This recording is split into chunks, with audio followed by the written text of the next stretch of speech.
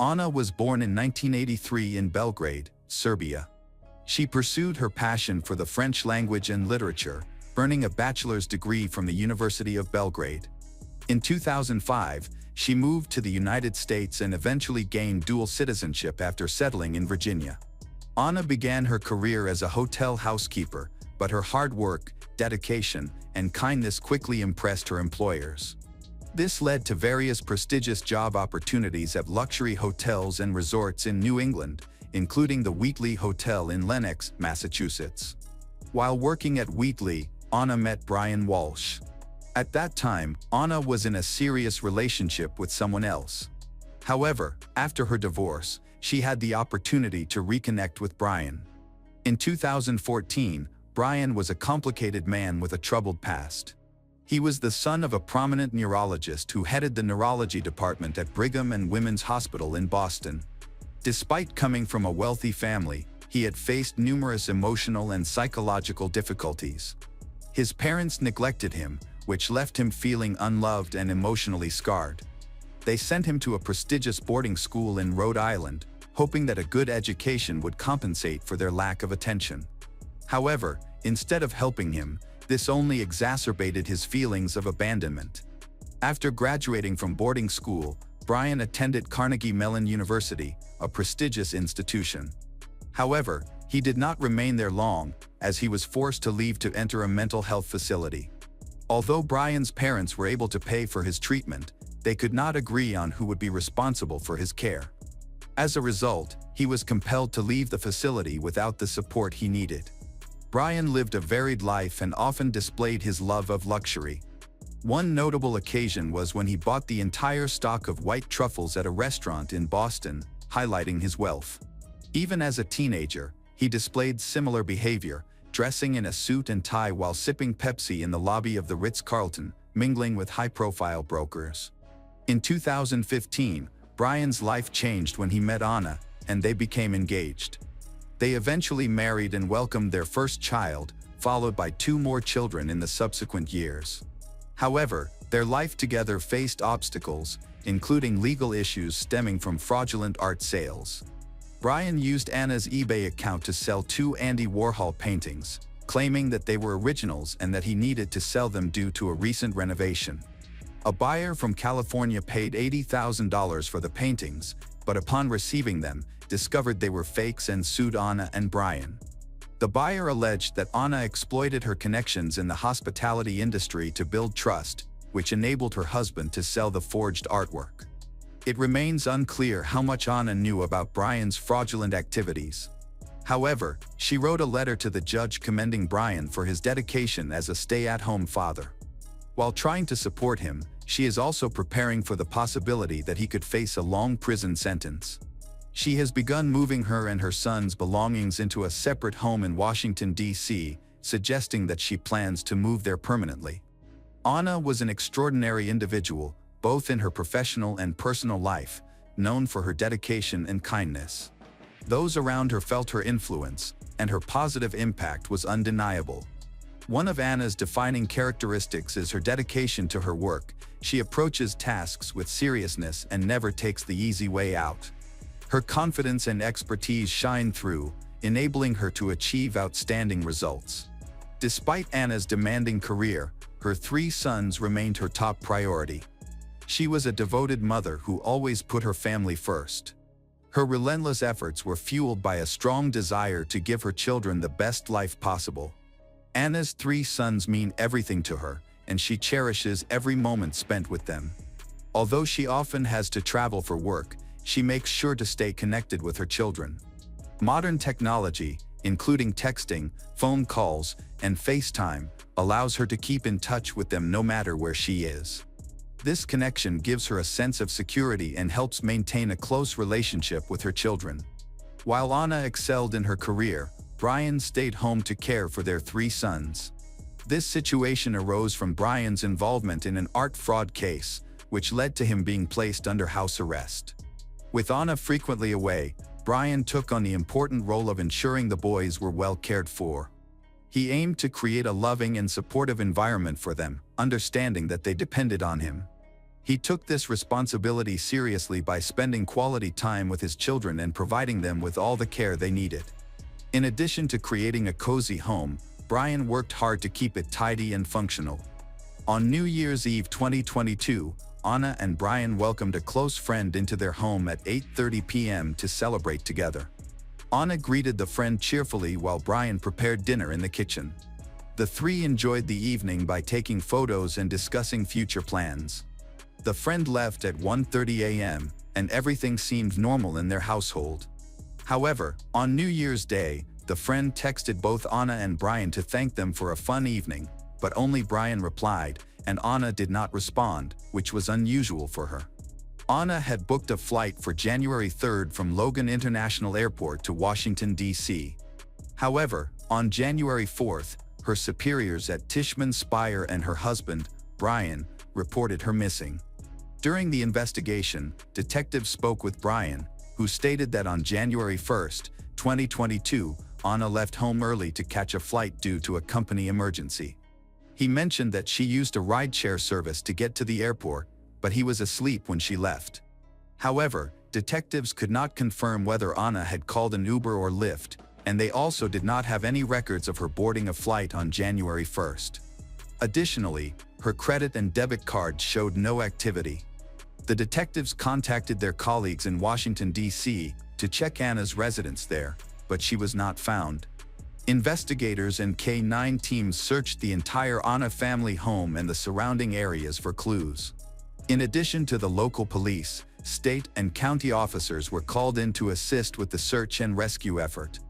More than 50 officers were actively involved, utilizing their expertise and resources to look for any sign of Anna. Divers also joined the investigation, searching the nearby streams for possible clues. Unfortunately, despite their extensive efforts, no signs of Anna were discovered, and there was no indication of her whereabouts. 6 days after Anna went missing, a local police detective received a ransom email demanding $127,000. The email was sent by Richard Walker from the address 9984@gmail.com at 5:18 p.m. It claimed that they had Anna Walsh and that she had messed up their agreement for the ransom. The sender threatened that if the money was not paid, Anna would not be returned. However, the ransom note did not include any instructions on how law enforcement should respond or fulfill their demands. As investigators investigated Anna's disappearance, they uncovered suspicious background information about her husband, Brian. In the early 2000s, Brian approached his parents regarding a real estate deal for an old, rundown house in Lenox. He suggested that his father fund the renovations, with an agreement to share the profits when the house was sold. However, things changed when Brian's father invested a significant amount, around $500,000, into the renovations. On the night they were set to close the deal, Brian vanished without informing his family. This left his father feeling betrayed and led to a rift between them. Furthermore, the detectives uncovered several troubling details about Brian. In 2019, after the death of his father, he attempted to sell his father's house, even though he had been disinherited in the will. He was also accused of writing $30,000 in bad checks. However, the most alarming finding was from 2014, when he and Anna were engaged. Anna called the police and reported that Brian had threatened to kill her over the phone. However, the case was closed after Anna stopped cooperating with law enforcement. The detective spoke with Anna's mother, who was abroad at the time.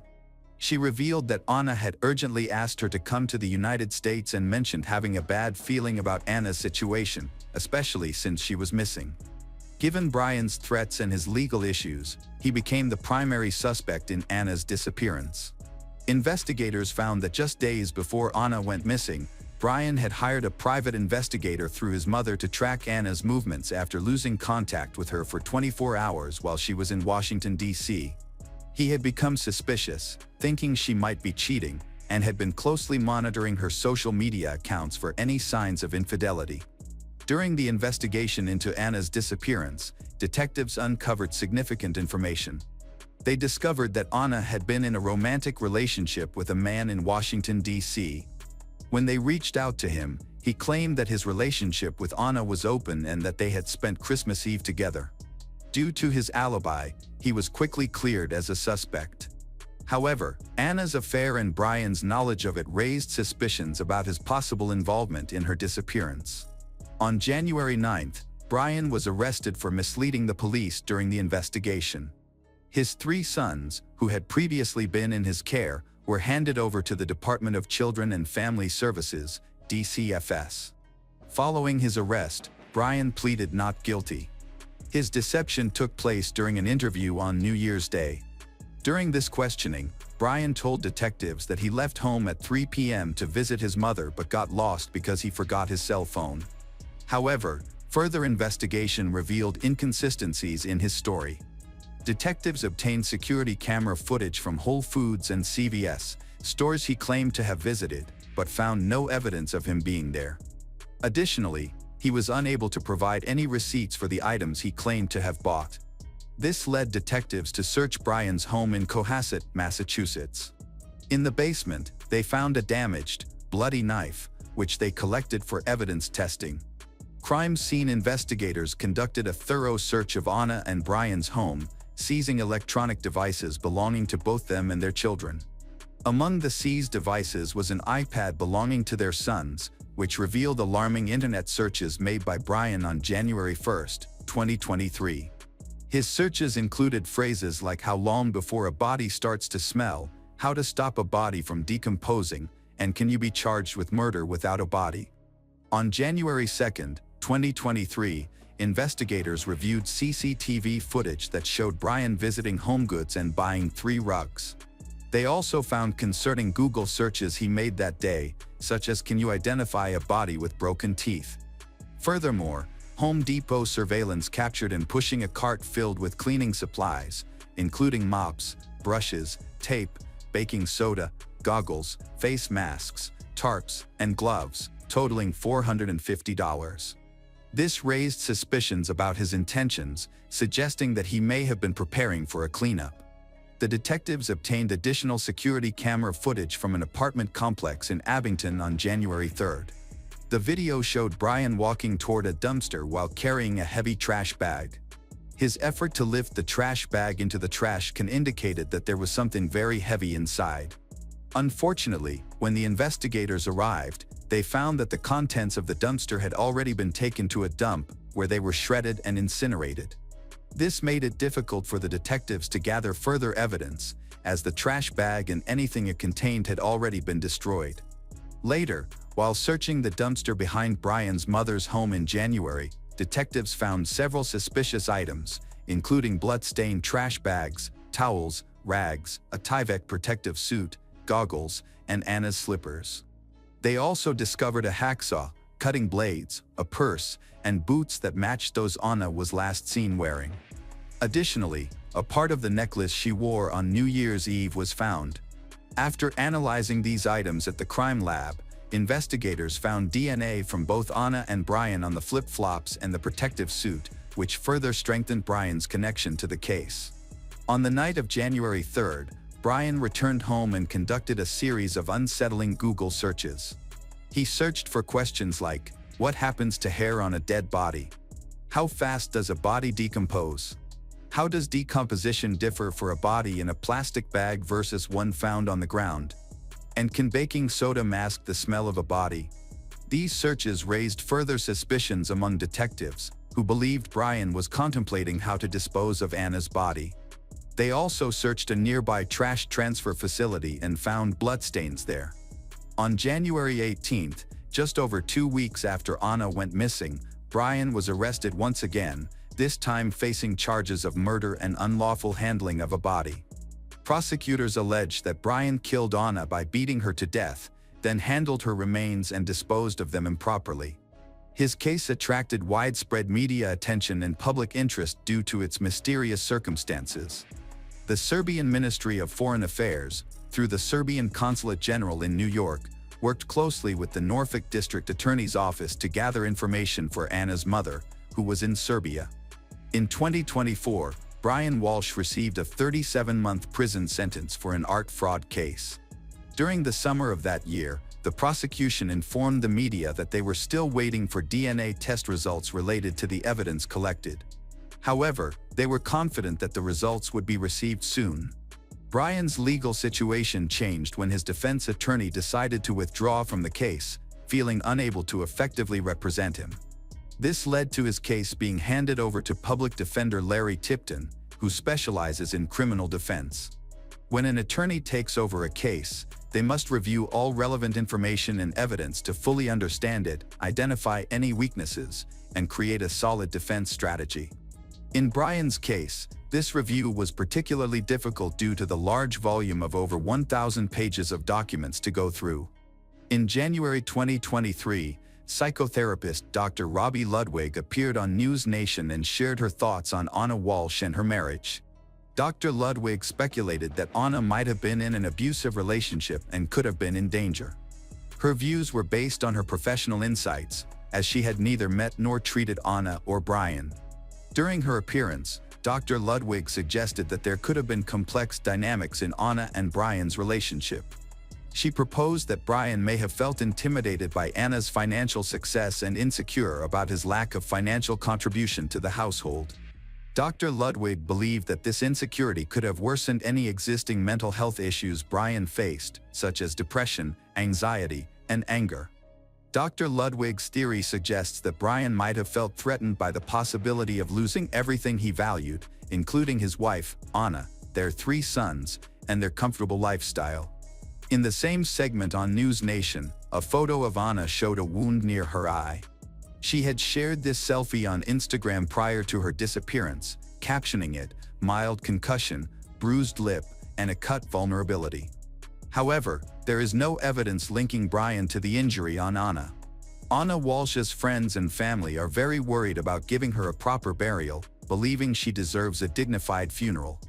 Unfortunately, they do not have the financial means, and her husband, Brian, who is the main suspect in her disappearance, is not cooperating. Consequently, they cannot proceed with the funeral arrangements until the circumstances surrounding her death are clarified. As of now, formal arrangements for Anna's funeral have not been made. Hello again, true crime fans. We've got another mysterious case to explore. The case of Ilona Flint. On December 23, 2013, 22-year-old Ilona Flint finished her shift at a shopping center store, where she often worked late during the Christmas season. This night, she left work just after midnight, expecting her boyfriend to pick her up from the parking lot. However, he did not arrive and did not respond to her messages. Concerned, she reached out to her boyfriend's brother, whom she got along with well, and asked him for a ride home. He agreed to help her, but unfortunately, they never made it home. On that fateful night, a dangerous criminal chose to practice his murderous skills by targeting the Belvedere family. This decision led to a terrible tragedy. The Belvedere family was well respected and had a reputation for being good, honest, and crime-free. Ilona had just moved to San Diego, California, where she was lively, energetic, and determined. Love had blossomed between her and Gianni Belvedere, and they had announced their engagement shortly before the tragedy. They loved each other and were eager to start a family together. Gianni's parents had become very close to Ilona. They treated her like their own daughter, and they had a wonderful relationship from the very beginning. All of this contributed to their belief in a bright future for the couple. Not even their brightest dreams could protect them from the violent criminals of 2013. A shooting broke out in the parking lot of the Minville Shopping Center in San Diego. One of the store employees noticed a suspicious person and called the police.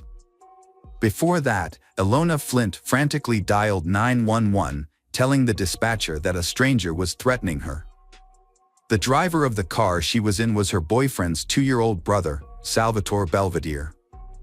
Suddenly, the call with Ilona was interrupted. The dispatcher sent patrol officers to the area to investigate. In just a few minutes, the patrol arrived at the incident scene. Inside the car, they found Ilona and Salvatore unconscious. Ilona was slumped in the front passenger seat, and police identified 2 gunshot wounds on her body, one in her chest and another in the back of her head, which was fatal. Despite brief tries to revive her, it became evident that Ilona would not wake up. Doctors later confirmed her death, noting that the assailant had shot both her and the driver while Ilona was on the phone. During the call with the dispatcher, no background noise or gunshots were heard. Police reviewed the call recording and interviewed the witness who reported the incident. She also did not hear any loud noises. As a result, police believe the attacker used a pistol with a silencer. The investigation confirmed that the assassin had a .22 caliber pistol. The boy, Salvatore, was in critical condition after being shot in the face, right between the eyes. When police arrived, he was still alive and was rushed to the hospital. Despite the doctor's efforts to save him, he fell into a coma and died 2 days later. This left the police without any valuable information from him. Forensic experts started by examining the vehicle where the Ilona and Salvatore were shot. Sadly, they found no evidence of a third person either inside or outside the car. They discovered that the vehicle in which Ilona and Salvatore were found belonged to Leonardo Belvedere, Salvatore's father. Police intended to inform the car owner about the tragic incident and also wanted to speak with Gianni, Ilona's new fiancé. However, they could not find Gianni at his home. Leonardo went to the shopping mall where the incident occurred and waited for news of Gianni. Leonardo was the first to notice that something was wrong. Gianni usually arrived at the mall early and waited for Ilona in the parking lot, so his absence caused concern. Leonardo tried to call him, but Gianni did not answer any calls or messages, which was completely unlike him. This unusual behavior prompted Leonardo to go looking for his son. The police issued a notice for Gianni in his green Toyota Camry. There was suspicion that Gianni was involved in the murder of Ilona and her brother Salvatore, possibly due to a conflict between young people that led to the tragedy. The search for Gianni in his car began throughout the city, as the police had a number of questions for him. They needed to determine if his girlfriend Ilona had any disputes with anyone that could have endangered her life. And they also needed to confirm his alibi. To get those answers, the police had to speak directly with Gianni. The first clue had emerged. Police had received information from dispatchers that could lead to a suspect. Police learned that shortly after Ilona contacted emergency services, a mall employee had called to report seeing a suspicious vehicle with an unknown man standing next to it. The man, who appeared to be of average height, was standing behind the driver's side window of the one vehicle. Although the witness did not hear any gunshots, screams, or signs of a struggle, she found the man's behavior unusual. He made some strange gestures before quickly returning to his car. Fortunately, the witness had taken a good look at the vehicle and provided police with a detailed description. The vehicle was very similar to the one Gianni had been driving when he went missing. At this point, police began to consider Ilona's fiancé, Gianni, as a prime suspect, as he was likely present at the crime scene. Police obtained surveillance footage, which further strengthened their belief in the reliability of an eyewitness account of the shooter. Based on the recordings, they created a description to help identify the suspect, a man of unknown race, of average height, wearing brown pants and a shirt with some resemblance to Gianni. This raised concerns for police, as it suggested a possible love triangle. Police speculated that Gianni had discovered Ilona and Salvatore's affair. It is believed that Gianni may have encountered them in the parking lot of a shopping mall. In a fit of rage, he is believed to have shot both of them with a pistol equipped with a silencer before fleeing the scene. While this scenario is common in love triangles, it remains a theory that needs to be confirmed. Friends of the couple have dismissed the police theories, insisting that Ilona had nothing to do with Salvatore. They believe that she was deeply in love with Gianni and that both young people were victims of an attack by an unknown assailant, while Gianni had nothing to do with the crime. There is even the possibility that he was kidnapped. Even with this testimony, the police still did not rule out Gianni as a suspect. The police returned to speak with Leonardo, the father of the Belvedere family. The police informed Leonardo that Gianni was considered one of the prime suspects in the case. However, for Gianni's family and friends, this was hard to believe. They could not imagine him being involved in any kind of heinous act. Gianni had always been a well-mannered and calm person. He did not associate with troublemakers. He was known for his intelligence, optimism, and ambitious plans for the future, including with his beloved Ilona. The idea that he could have resorted to violence against his own brother and fiancé seemed completely absurd. While the police searched for Gianni, his family reached out to him through the media, believing there had been a misunderstanding and that he would return home soon. Despite suspicions surrounding him, his mother and sister encouraged him to come back to clear his name. They also appealed to anyone who might have information about Gianni's whereabouts. Unfortunately, they received no significant leads. Police explored the possibility that someone else might be involved in the murders of the two young victims, yet they felt it was important to keep an eye on Gianni for any possible threats. They also looked into the involvement of organized crime, considering whether the victims might have been gang members or had connections to drug activities and deaths. However, there was no evidence linking them to illegal substances or criminal activity. Toxicology reports showed no traces of alcohol or drugs in their body, and neither had a criminal record or enemies who wanted to harm them. The crime appeared to be planned specifically targeting Ilona and Salvatore. The perpetrator acted with determination and confidence, leading police to dismiss the idea that the victims were simply random targets of a violent attack. Despite this, none of Gianni's acquaintances believed he could have carried out such a brutal crime. Nevertheless, police remained convinced that the incidents were closely tied to him and found his disappearance highly suspicious. Police decided to investigate the Gianni's mobile phone history. They found that his phone had been turned off at 11:45 p.m. on the night of the double murder and had not been turned back on since. Gianni's last call was to his cousin. The police contacted this relative to gather more information about their conversation that evening.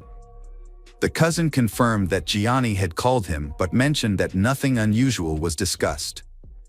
They casually chatted and Gianni simply mentioned he was going to the mall to pick up Ilona, as he usually did. That concluded their conversation. Ilona did not enjoy driving, despite having a driver's license, so Gianni always picked her up after work. Police were able to access Ilona's cell phone records, who was found dead in the mall parking lot. They discovered that shortly before her death, she had sent several text messages to Gianni, but he had ignored them. Ilona attempted to contact him after 2:45 p.m. but no one answered. She then called Gianni's brother Salvatore, asking him to pick her up from the parking lot. Salvatore agreed and drove to her location. It was revealed that they had been in a car in the parking lot from midnight to 1 a.m. Ilona was very worried about Gianni, prompting her to call friends, acquaintances, the local hospital, and the morgue to find him. This behavior was unusual for her, suggesting that she was increasingly worried that he might have had an accident on the way to the mall. On January 17, 2014, the police received an important tip in the case. A witness reported seeing a suspicious car parked near her home for an extended period. The abandoned vehicle was identified as Gianni's Toyota Camry, located in a remote area of Riverside, San Diego. The police were alarmed by a foul odor coming from the car, which piqued their interest. They quickly arrived at the scene and checked the car's license plates against their database, discovering that the plates were fake. Upon further investigation, they found out that the car belonged to the missing person, Gianni. Officers entered the car and noticed blood on the passenger seat, which was a concerning sign. While inspecting the vehicle, they also detected a strong odor of decomposition, particularly near the trunk. The police recognized this smell, indicating that a body was nearby. Unfortunately, they discovered the body of a person, believed to be Gianni, in an advanced state of decomposition. Due to the hot weather, dental records were needed for identification. A forensic expert confirmed the police suspicions. It was indeed Gianni. After the identification, the victim's family was informed of the tragic news. They were devastated, as they had held on to hope that their son would be safe. The police were faced with a serious situation. Who would want to harm these young individuals? A forensic examination revealed that Gianni had been dead for approximately 3 weeks before he was discovered. A bullet was found in his skull, which was the cause of Gianni's death. Based on the position of the body and the nature of the wounds, it appeared that the shooter was on his side when the shot was fired. The bullet entered behind Gianni's left ear, causing fatal injuries. He died of blood loss. Police analyzed the bullet that killed Gianni and matched it to the bullets that killed Salvatore and Ilona. Ballistics tests confirmed that all the bullets were fired from the same type of weapon. It is possible that all the victims were killed by the same person. Could it have been an accident? A deliberate crime resulted in the deaths of the young people. But the theory of a love triangle was eventually ruled out. The police decided to start their investigation from scratch. In the trunk of Gianni's car, forensic experts discovered several empty air freshener cans. These had been left behind by the attacker after repinning the buttons. This may have been an attempt to hide the smell of decomposition from the car for as long as possible. Although experts were unable to collect DNA samples from the suspect to identify the killer, they noted that the buttons on the air freshener cans had been secured with pieces of tape. After a thorough examination, the police discovered tiny traces of DNA on one of the tapes, hoping to gather clues about the mysterious killer. They entered this information into a database, but unfortunately, there were no matches. This suggests that the killer likely does not have a criminal record. However, this process was still valuable, as the system would automatically notify them if a matching DNA sample was ever added to the database. Despite the setback with the DNA, the case took a new turn soon after. Less than a day after Gianni's body was found, on January 18th, another incident occurred that initially appeared unrelated. During the investigation of the triple murder, police officers uncovered important clues. About an hour's drive from San Diego, security officers in San Clemente stopped a man at a checkpoint. He appeared nervous and suspicious during the inspection of his car, which revealed a large cache of weapons in the trunk. This included an AR-15 assault rifle, hundreds of rounds of ammunition, a .45 caliber pistol, and a .22 caliber pistol equipped with a rifled barrel and a homemade silencer.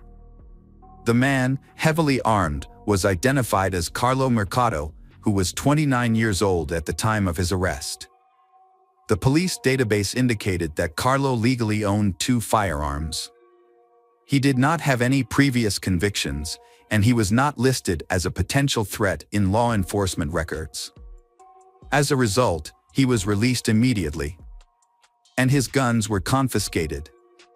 However, officers later discovered he also had an illegal pistol of that caliber. Given the presence of a homemade silencer, this illegal pistol might have been the weapon used in the triple murder. The police spent 4 months collecting evidence and preparing charges while waiting for the investigation to conclude. Special agents took charge of examining the confiscated weapons, focusing on the illegal distribution of firearms. Carlo had already admitted guilt for the illegal use of weapons after police offered him a plea deal. This deal was essential for them to formally request DNA samples from the Carlo. Once he agreed, the samples were collected and checked against the police database. This led to a match with DNA taken from the Scotch tape found in Gianni's car, which had previously been uploaded to the database. A ballistic examination of Carlo's pistol confirmed that it was the weapon used to shoot all 3 young victims. To further establish his connection to the crime, Police analyzed geolocation data from Carlo's mobile phone. This analysis showed that he was near the shopping center at the time of the shooting. His motorcycle had broken down, which made it difficult for the police to find him initially, as he did not appear in most of the security camera footage. However, some footage did capture the motorcycle he used to get to the parking lot, where he was seen standing next to it. When Carlo spotted Gianni's car while he was waiting for her Ilona, Carlo saw it as a perfect chance to steal a vehicle. He attempted to threaten Gianni into handing over the car keys, but Gianni fought back. Gianni was unaware of Carlo's dangerous obsession with weapons. He fancied himself a killer and had long fantasized about using a gun. The police later discovered evidence of this obsession during their investigation. Carlo frequently searched the internet for information about weapons, often focusing on gun-related murders, including mass school shootings. His bizarre fantasies prompted him to act. He approached Gianni's car and, in one swift motion, pulled out a .22 caliber pistol. He shot Gianni at close range, then climbed into the car and pushed him into the passenger seat. Excited by the act of acting out his violent fantasy, he drove around the parking lot in Gianni's car before leaving the scene of the crime.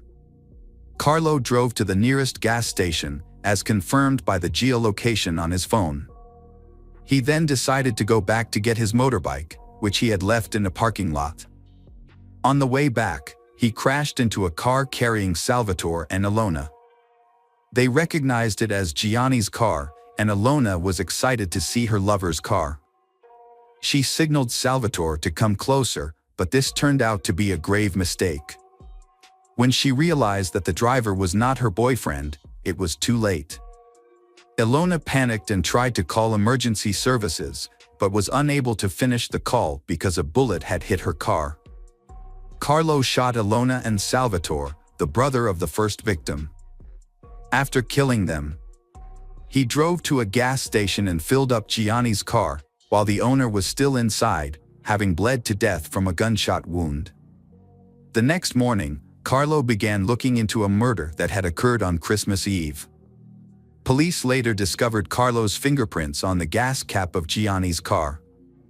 Their efforts to collect and analyze evidence paid off. As a result, in April 2014, Carlo Mercado was arrested and charged with 3 counts of murder. Initially, Carlo maintained his innocence. He denied using a weapon against the victims, arguing that he did not know them and had no involvement in the murders. However, the prosecution continued to analyze the evidence, building a case that would ensure the criminal would be imprisoned for life.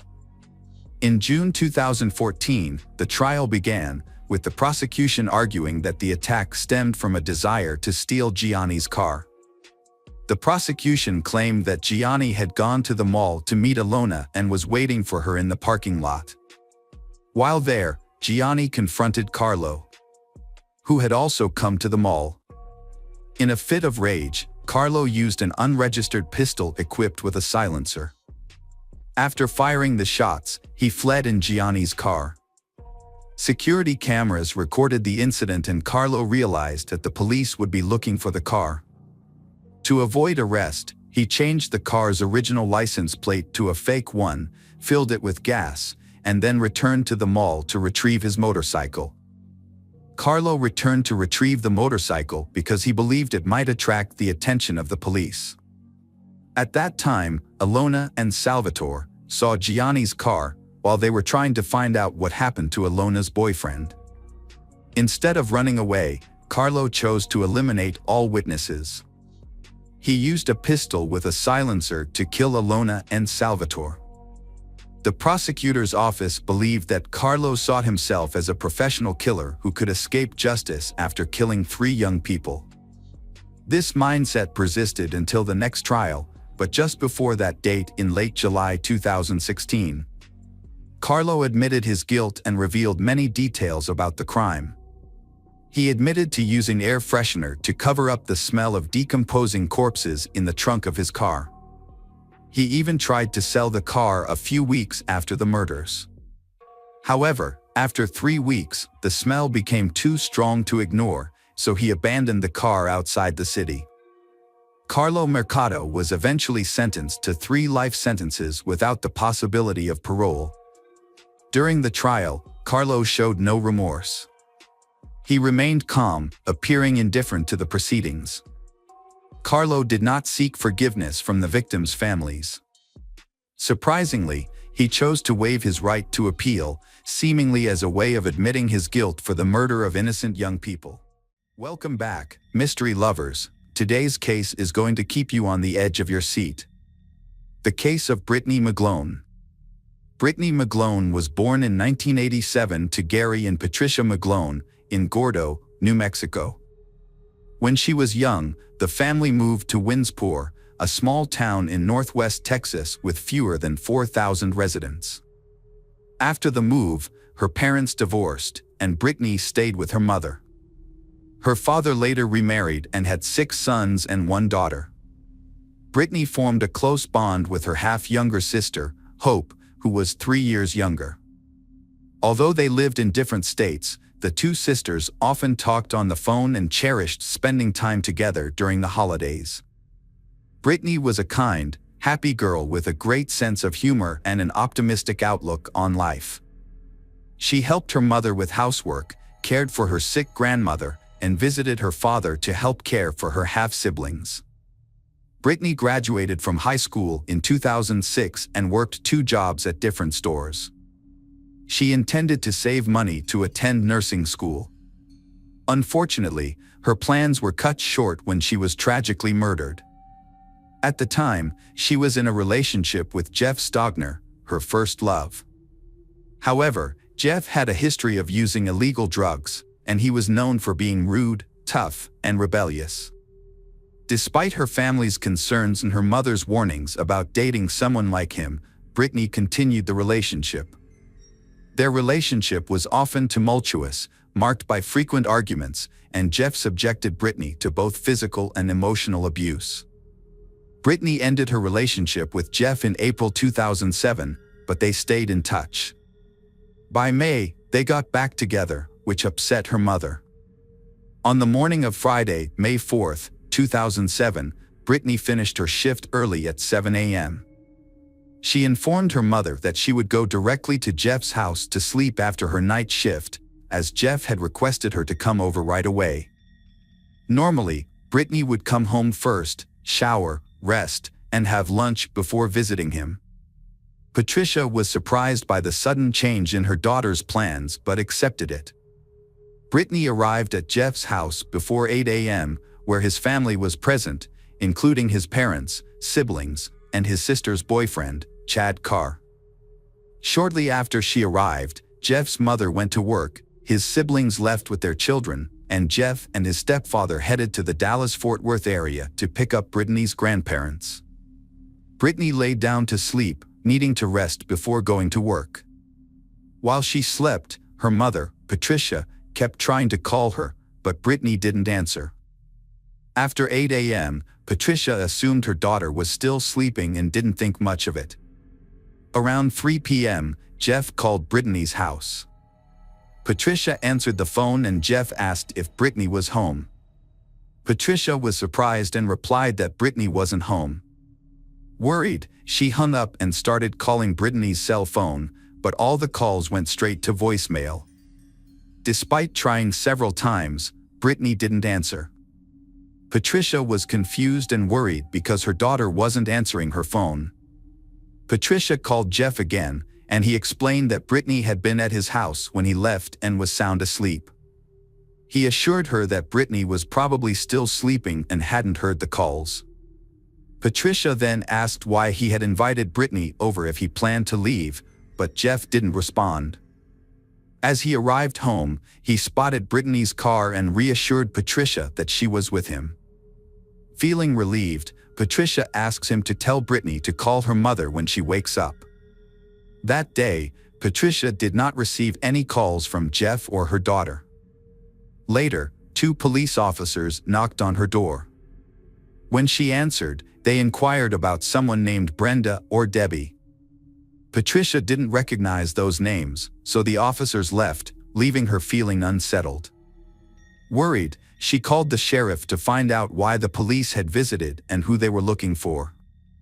The sheriff asked her to stay home and promised that they would return. Eventually, the police clarified that they had mixed up the names and informed Patricia that Brittany was dead. Her body had been taken to a funeral home. Shocked, Patricia tried to get more information from the officers, but they would not share any details. Immediately, she feared that Jeff had harmed her daughter.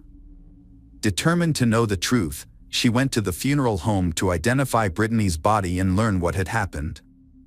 There, she discovered that her daughter had been brutally murdered in her sleep. Overwhelmed by the news, Patricia could only think about her warnings to her daughter to avoid dangerous people. Eventually, Patricia began pressing the police for answers about the events at Jeff's house and her daughter's death. Jeff reported that when he arrived home, he found her car still parked outside. He assumed she was still asleep. However, when Jeff entered his bedroom, he discovered a horrifying scene. Brittany, covered in blood, and lying motionless on the bed. He quickly called 911 to report what he had seen. Patricia did not believe the story and decided to call Jeff herself. While waiting for answers, she demanded to know the truth. Jeff repeated the same story to her. Patricia then asked why he hadn't called her immediately to inform her about the murder. He explained that he was afraid to share such alarming news. When the police arrived, they assured that they would notify the relatives of the victim. Brittany's family was devastated by the news. Forensic experts began investigating the crime scene. Even experienced police officers were shocked by the brazen murder, as they had never seen anything like it before. Blood was everywhere in the room, seeping through the mattress and spreading across the floor. Forensic experts collected DNA samples from the scene, but they could not find a murder weapon, nor any signs of forced entry. This suggested that Brittany had let the attacker into the house, or the door was unlocked. Jeff was unsure whether the door was actually closed. He speculated that they may have left the back door open, a common occurrence in their sleepy town. Her work clothes were neatly folded next to the bed, but her pajamas and underwear were missing. It was reported that the perpetrator had torn off her clothes and raped her. Brittany's autopsy revealed severe head injuries. The medical examiner determined that Brittany had been beaten to death, with the cause of death being blunt force trauma, possibly a crowbar. Since no defensive wounds were found on her body, it was suggested that Brittany had been asleep during the attack and was unable to defend herself. It was also confirmed that she had been raped. The crime was believed to have a sexual motive. Jeff's DNA was found at the crime scene because he lived in the house, where his family often visited him. His friends also frequently came over, leaving their DNA in his room. The presence of multiple DNA samples made the investigation more complicated, and Jeff became the main suspect. He and his father discovered the girl's body and were the last people to see her alive, leading police to have many questions for him. Jeff was taken to the station for questioning. He shared his background with the police and insisted he was not involved in the murder. However, he was arrested for a different offense because he was on parole and had violated its terms. At that time, he was not charged with Brittany's murder. Police interviewed Patricia's mother to gather information about Brittany's relationship with Jeff. She explained that they had only been dating for 6 months, during which time they often argued. Jeff sometimes used drugs, which caused him to distance himself from her. His mother did not approve of their relationship. At one point, the couple broke up, but they later reconciled because Brittany loved him deeply and felt she could not live without him. Their relationship was toxic and unhealthy. On Tuesday, May 8, 2007, Brittany's family chose not to have a closed casket for her funeral due to the severe injuries on her face. They kindly requested that Jeff and his family stay away from the ceremony. believing he was involved in her death. However, Jeff ignored this request and attended the funeral with his family. They were not allowed to attend the ceremony, leading to an argument between Jeff's family and Brittany's relatives. This behavior upset Brittany's family and made the ceremony worse. Jeff tried to share how he had trouble sleeping in the blood-soaked bed after Brittany's murder. Brittany's family was furious and believed he was involved in the case. However, Jeff was later cleared of all suspicion. He and his father passed a lie detector test, and his alibi was confirmed by witnesses, surveillance cameras, and cell phone records. Police discovered that Jeff's phone had connected to another cell tower and his image was captured on surveillance cameras at 2 gas stations. The exact time of the Brittany's death is unclear. According to the timeline, Brittany was killed during the 7 hours when Jeff was not at home. However, there were periods when Jeff's whereabouts were unknown. He could have returned home at any time to kill Brittany or may have killed her earlier in the morning before leaving to create an alibi. The mother was unable to reach her daughter by phone that morning but thought nothing of it, assuming Brittany was still asleep, though she might have already been dead. Additionally, it raised suspicions that Jeff stopped at 2 gas stations located next to each other. The family believed he did this to ensure at least one gas station's surveillance cameras captured him, providing a potential alibi. Because of this, they felt his alibi was unreliable. Jeff's behavior that day was odd to them, and they questioned why he suddenly called Brittany to his place early in the morning. Why would he want her to sleep alone at his house when he was leaving? She could have stayed at his house, and they could have met up later. That doesn't make sense. Plus, Brittany's family suspects others, especially Chad Carr, Jeff's sister's boyfriend. They were also in the house the morning of the murder. Chad and Jeff's sister were out somewhere together, but he has no alibi. Chad knew that Jeff's family often left the back door open, and that day he went home, showered, changed clothes, and then went back to Jeff's house. Why would he need to change clothes in broad daylight and he had never done so before? Most importantly, he had problems with the law. He was involved in robberies and had once attacked and severely beaten his ex-wife, which resulted in him serving 4 years in prison. At the time he was in prison, his wife had divorced him, so Brittany's family suspected that he was involved in the murder. Brittany's family asked the police to check on this guy, and he was summoned for questioning. Chad denied any involvement in the crime and was offered a polygraph test, which he agreed to take but failed.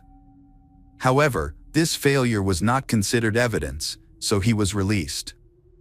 At that time, the police had no evidence against Jeff and Chad, and they were not even regarded as suspects.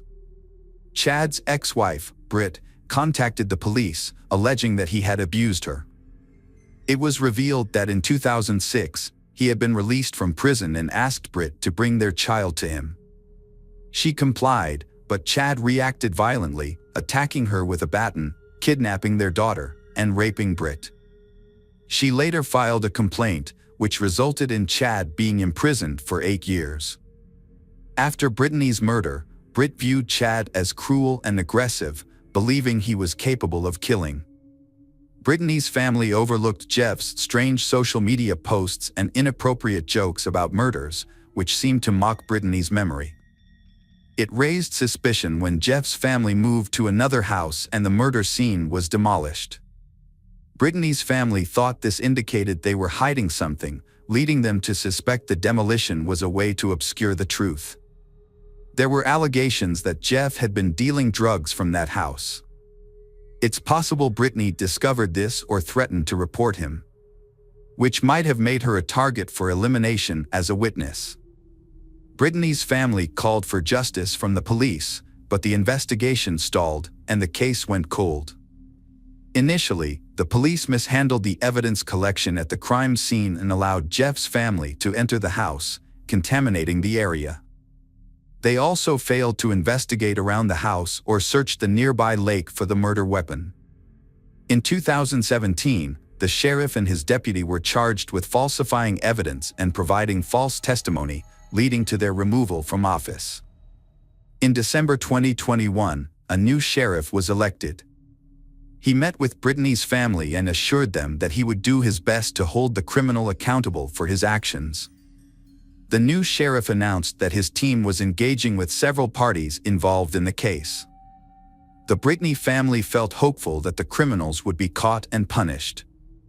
The sheriff and his deputies maintained regular communication with the family, keeping them updated on the investigation. Although Jeff's home, where the crime occurred, had been torn down, the sheriff stated that evidence, including blood stains and DNA, was collected on the first day of the investigation. He planned to re-examine this evidence using modern technology to find answers. The sheriff also intends to re-interview Jeff's entire family and other people involved and seek assistance from local residents. At the time, Jeff was not considered a suspect and was actively cooperating with the police, providing his alibi. Chad was released from prison in November 2020 after serving time again. On September 1, 2022, he was arrested in Dallas, 15 years after the murder of Brittany McGlone. He faces charges for her murder, and the death penalty is a potential outcome. Police collected evidence from Chad's home, including several items such as a pair of white shorts with blood stains, a gray ski mask, and 2 pairs of women's panties. The police chief stated that both old and new evidence contributed to Chad's recent arrest. Throughout the investigation, police always determined that Chad was the perpetrator, as all the evidence pointed to him. However, the specifics of this evidence have not been revealed. Chad is currently in jail awaiting trial and is facing the death penalty.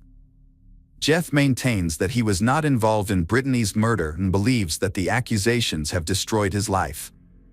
Many people view him as a murderer, which he finds hard to cope with. His personal life is challenging. He divorced his wife because he cannot move on from Brittany. However, Brittany's family does not believe Jeff's claims.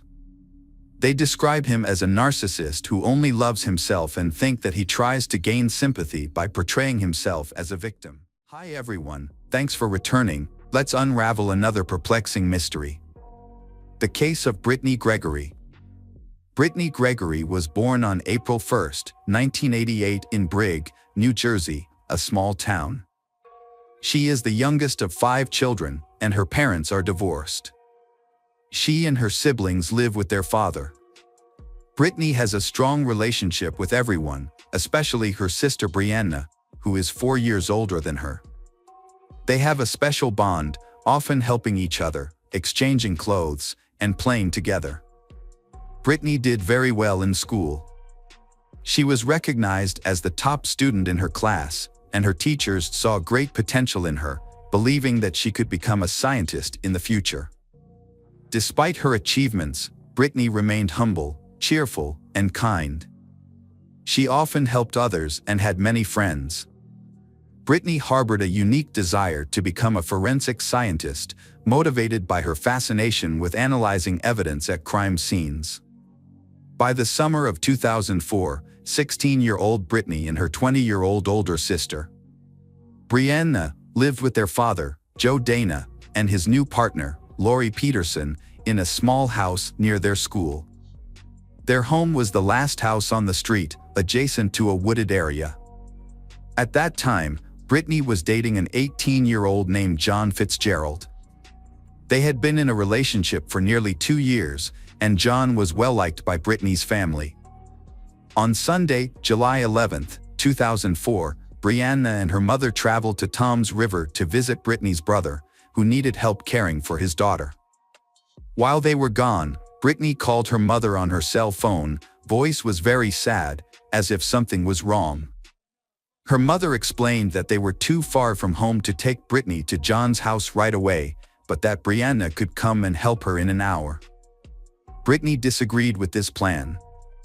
Brianna was free about 45 minutes later and tried calling Brittany, but younger sister did not answer. Thinking that Brittany might be asleep or had found another way to get a ride, Brianna decided to go to bed. The next morning, Brianna came home to find that Brittany was missing. Although Brittany's belongings, including her phone, were still in her room, Brianna wondered if she had stayed overnight at John's place. However, it didn't make sense for her to leave without telling anyone, especially without her phone. Worried, Brianna began calling all of Brittany's friends to see if they had seen her, but no one had any information. Brianna then called John, who said that he last spoke to Brittany on Sunday morning and that she had not visited him since. Realizing that something was wrong, Brianna rushed to the police station to report Brittany missing. The police initially dismissed Brianna's concerns about younger sister, Brittany. They thought Brittany might have run away or was just hanging out with friends. Brianna told the police that she had already reached out to all of Brittany's friends and her boyfriend, but no one had seen her. She stressed that her sister wouldn't have run away because she was a dedicated student who preferred spending time in the library. After some convincing from Brianna, the police began to take the situation more seriously, and police started their investigation. Their first visit was to the father's house, where Brittany had last been seen, to look for clues. They found Brittany's purse, phone, and wallet still in her room, and everything seemed normal, no signs of struggle. Police also interviewed all family members living in the home and confirmed that each had an alibi. Posters featuring pictures of the Brittany were placed throughout the city as police began searching the area around her house and interviewing neighbors for information. They found that her house was at the end of the street, adjacent to a wooded area. Although none of the neighbors reported anything unusual that evening, one neighbor remembered seeing a girl resembling Brittany walking down the street late Friday night, 2 days before she went missing. Brianna told the police that Brittany and John had been having a difficult relationship, often arguing, and that they had another fight on the day she disappeared. Police brought John in for questioning, where he confidently claimed that the last time he spoke to Brittany was that morning before she went missing. John was at the beach with friends, and he was not enjoying himself. He mentioned that he had broken up with Brittany a few days earlier, but she was having trouble accepting it, even though she knew he was now dating someone else. John did not plan to see Brittany that evening and was unaware that she was coming to meet him. However, he shared an important detail: Brittany often took a path through the forest behind her father's house to visit him. When asked why he broke up with Brittany, John explained that she had kissed another guy at a party, which led him to end their relationship and start dating someone new. The last time he saw Brittany was on July 10th, the day before she disappeared. On that day, she gave him a letter in which she expressed a desire to reconcile. The police requested to see this letter, and John provided it to them. In the letter, Brittany apologized for her actions, acknowledged that she had hurt John, and asked if they could remain friends. John appeared genuinely worried and anxious about Brittany's disappearance. The police had no evidence against him and released him after he passed a background check and a polygraph test. Thereby, he was eliminated from the suspect list. Brittany's disappearance became increasingly puzzling. Contrary to her family's beliefs, she was not as shy as they thought. She attended parties, flirted with various guys, and would sometimes travel through the forest in the evenings to meet a guy who lived about 1.5 kilometers away. This raised concerns about what could have happened to her in the forest. Search efforts began there, focusing on a bike path that started near her house and led to the John's place. Despite searching for 3 days, no signs of her were found. The investigation hit a wall until a woman came forward. She had been in the park with her boyfriend that evening and remembered one vehicle avalanche pickup with distinctive wheels that passed by. She noted the license plate, and police traced the vehicle to a 23-year-old man named Anthony Geiger. When they investigated Anthony, they discovered that he was the ex-boyfriend of Brittany's older sister Bobby. They had ended their relationship a month earlier because he was jealous and made suspiciously friendly gestures toward Brittany. Brittany's friends noticed that at parties, Anthony often looked at her in a strange way and attempted to flirt with her. The last time they all gathered was for dinner, where Anthony flirted with Brittany again. This behavior raised suspicions, who thought he might have tracked down and kidnapped her. They brought him in for questioning. Anthony denied being near the woods on the evening of July 11th, but he admitted that he had a friendship with Brittany and had seen her frequently at parties and other gatherings. However, he denied his friend's claims that he had flirted with her, saying that Brittany was too nice for him and that he only saw her as a friend. He insisted that he had an alibi, saying that he had spent that evening at home with a new girlfriend. The girlfriend was contacted by police and she confirmed Anthony's alibi. With no substantial evidence against him, the police released Anthony. Police reviewed Brittany's letter to John and discovered disturbing notes in her breakup text messages. They began to worry that she might harm herself because of her breakup with her boyfriend. Brittany's parents, upon hearing this theory, firmly rejected the idea that their intelligent, ambitious daughter would take her end one's own life. They believed that she loved life too much and had made important plans for her future that a breakup would not derail. The investigation hit another dead end, prompting police to reach out to the public through the media in the hope of finding potential witnesses. Police from surrounding areas joined the effort and began searching the house where Brittany went missing. Brittany's parents decided it was time to take action to find their daughter. They began by visiting nearby homes and asking locals for information, but their efforts yielded no results. During a thorough search, the police discovered something interesting in the house, a letter hidden in a magazine. In the letter, Brittany expressed her desire to enter a competition. She revealed that she came from a troubled family. Her mother was a drug addict who abandoned her when she was 9 years old. She now lived with her father and his partner, and their relationship was strained. In addition, her brother was in prison, and she visited him every weekend. She mentioned that she wasn't perfect, but she had a kind heart and wanted to be different from her parents. She was determined to create a better life for herself and dreamed of becoming a criminologist to help solve crimes. After the police read her letter, they identified new suspects, the Brittany family, who had not been considered before. The police started investigating all the members of the Brittany family, discovering that in the house where there was a massage parlor for men. The massage parlor is run by Lauren Peterson, Brittany's father's second wife. The house received daily visits from various men for private meetings, and the woman regularly saw clients. It appeared that the entire neighborhood was aware of this, and Lauren openly embraced her profession, handing out business cards widely. Neighbors reported witnessing illegal substances at her residence, raising suspicions that Lauren might also be involved in drug distribution. Police realized the teenager's disappearance was not coincidental. Something serious had occurred, indicating she was in danger. It was possible that one of Lauren's clients could have abducted Brittany from the house. The police began checking Lauren's clients and discovered many unusual people among them. Soon, the news reported that the police had arrested a suspect in Brittany's murder. The mother of the Brittany recognized him as 38-year-old Jack Fuller, who had been a family friend for 20 years. He attended all their family vacations and kept in close contact with them. His daughter was engaged to Brittany's brother, who was in prison. Brittany's mother was shocked when she heard the news. They couldn't believe that Jack could be involved. He was friendly and his teenage children were friends with Brittany. Brittany had saved Jack's life a few months before she went missing. When she went to visit his daughter, she found Jack not breathing. Brittany called 911 and the responders were able to revive him after he overdosed. How could he hurt the person who saved him?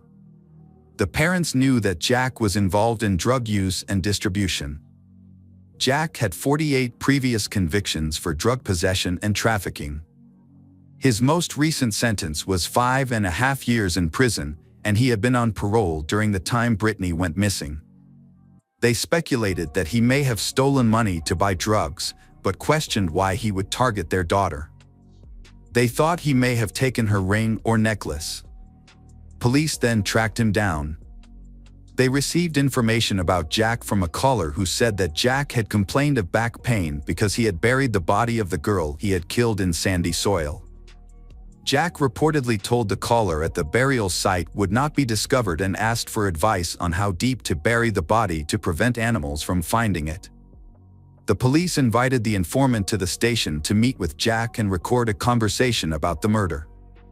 The informant agreed and met Jack, successfully recording him saying he buried the body deep in the wilderness, making it unlikely to be found. Jack confessed to killing Brittany because she recognized him but did not provide further details. He also mentioned that he needed to eliminate someone else who knew too much, referring to his childhood friend Tommy, who was waiting in a car. However, at the end of their conversation, Jack claimed he was joking before getting into the car and leaving with Tommy. The police arrived at Tommy's house and took him to the station for questioning. Although Tommy insisted he didn't know anything, they showed him a recording of Jack expressing his desire to kill his friend. This made Tommy realize he was in danger and that it was wiser to report Jack. He then revealed everything he knew. On the night Brittany went missing, Tommy and Jack were driving around the neighborhood while smoking marijuana. They were near Brittany's house, and Jack decided to visit her father. He approached the house and found the door unlocked. Upon entering, he realized that Brittany's father was not home. 5 minutes later, Jack returned to the car with Brittany. When Tommy asked what happened, Brittany looked down and did not answer. Jack told Tommy that Jack would drive him home. After dropping his friend off, Jack left with Brittany. The next day, Tommy met Jack but did not mention the events of the previous day. They stopped at a car wash, where Jack meticulously washed his car, inside and out, even though he had never done this before. The car wash attendant jokingly asked him why he washed his car so thoroughly, which angered Jack, causing him to tell them to mind their own business or they might regret it. The attendant quickly backed off. Tommy learns of Brittany's disappearance, confronts Jack, and asks, "What did you do with that girl?" Jack is angry and insists that he knows nothing, claiming that he just took her home and left. Tommy suspects that Jack took Brittany into the woods that night with the intention of causing harm, especially since Jack had planned to use Laurie's services that night, but Laurie was not home. The police identify Jack as the prime suspect. When they come to arrest him, he tries to burn his car. The police suspect that evidence may be found in the car and conduct a thorough search. Brittany's blood was found in Jack's car. Police later went to the car wash and found that Jack had used a vacuum cleaner to clean the inside of the car. Police collected the vacuum cleaner bag for testing and found a large amount of sand and blood. Testing confirmed that the blood was Brittany's. Despite this evidence, Jack did not admit to kidnapping or killing Brittany and refused to discuss the matter. Police interviewed Jack's friends and acquaintances, most of whom believed he was capable of murder. Many described him as someone who would do anything to get what he wanted. Jack never held a job but always had money. He was involved in drug trafficking and forced drug addicts to provide sexual services in exchange for drugs. After Brittany went missing, a patrol officer stopped Jack when he saw Jack's car parked in a remote area near the woods outside the city. The officer asked Jack why he was there, and he said he was looking for his lost dog.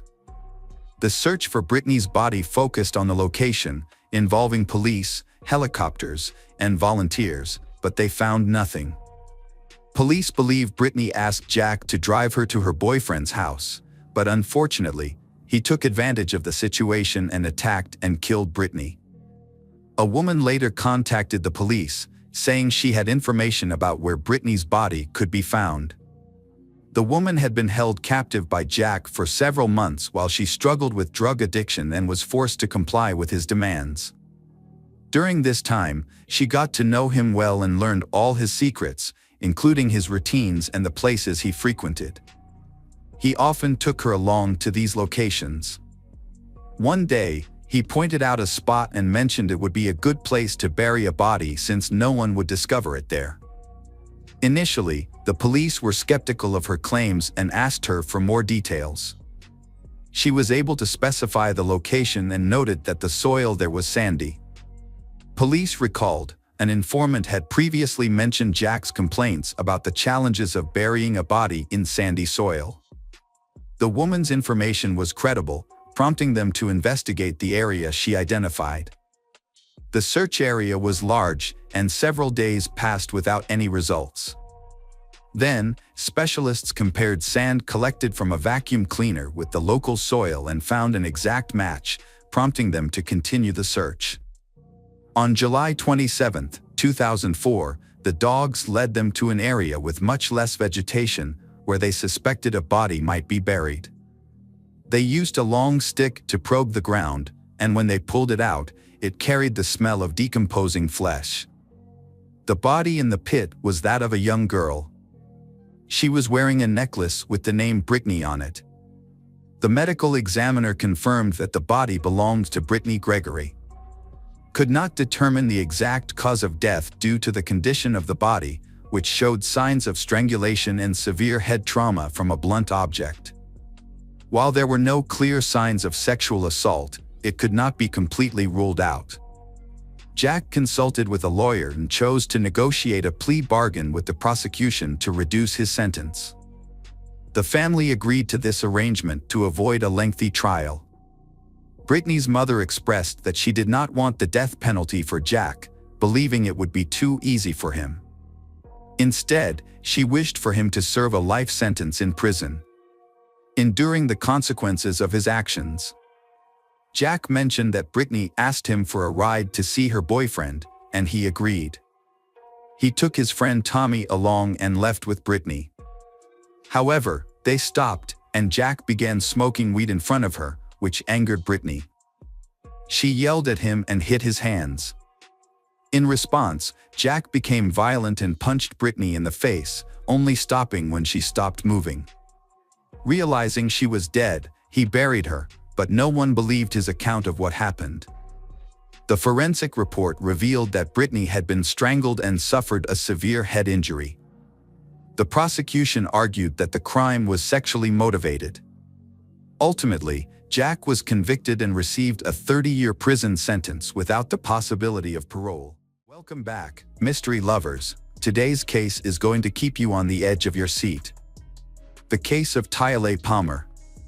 Tyale Palmer was a 12-year-old girl with her whole future ahead of her. She was an ordinary teenager, but her life ended tragically.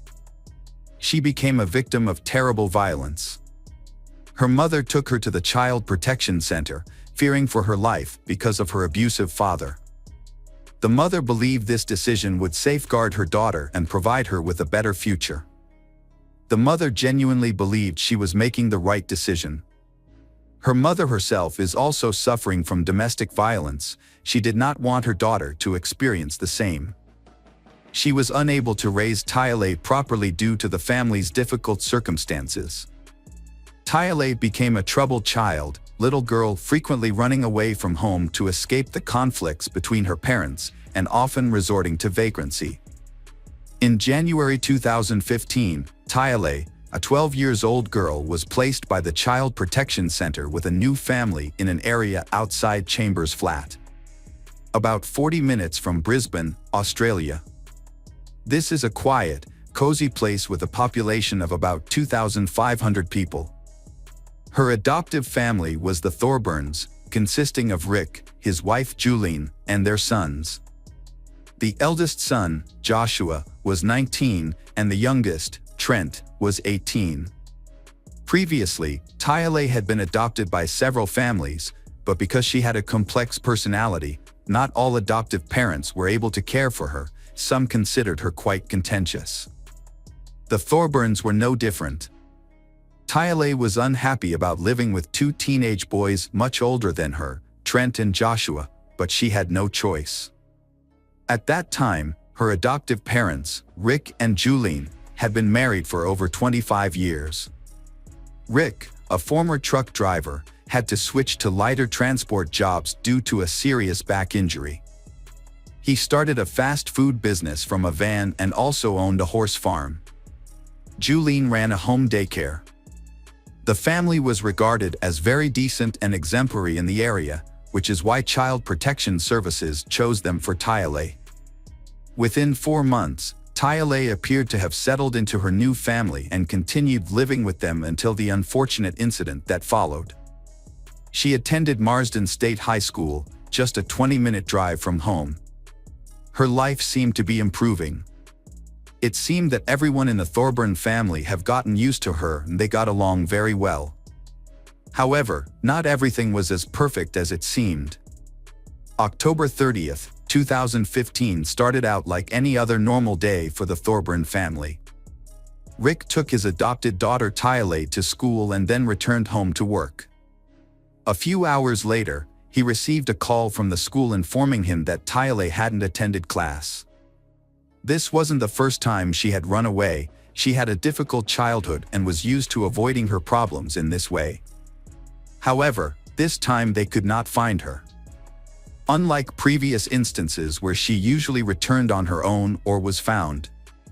Then, Rick made a post on social media explaining the situation and asking anyone who knew Tyale's whereabouts to contact him. But no one responded. The Thorburn family knew Tyale was excited about Halloween and had already prepared a costume, so it was unusual when she disappeared just before the holiday. Concerned, they contacted the police, and the teenager was reported missing. However, no one tried to find the little girl, because it was assumed that she would return on her own. Less than a week later, on the morning of November 5, 2015, a local fisherman made a distressing call to the police. He had discovered a body in the reeds in the shallow waters of the Pimpama River, about 30 kilometers south of where the girl was last seen. By this time, the body was badly decomposed, likely due to local wildlife and the typical climate of the area. The police officers at the scene were unable to determine the sex or identity of the body, but they believed it was a teenager. The body was severely damaged, wearing only underwear, and was sent for autopsy. Following forensic examination and comparison with missing persons in the area, the police suspected it was 12-year-old Tyale, who had gone missing a week prior. This was later confirmed through DNA analysis.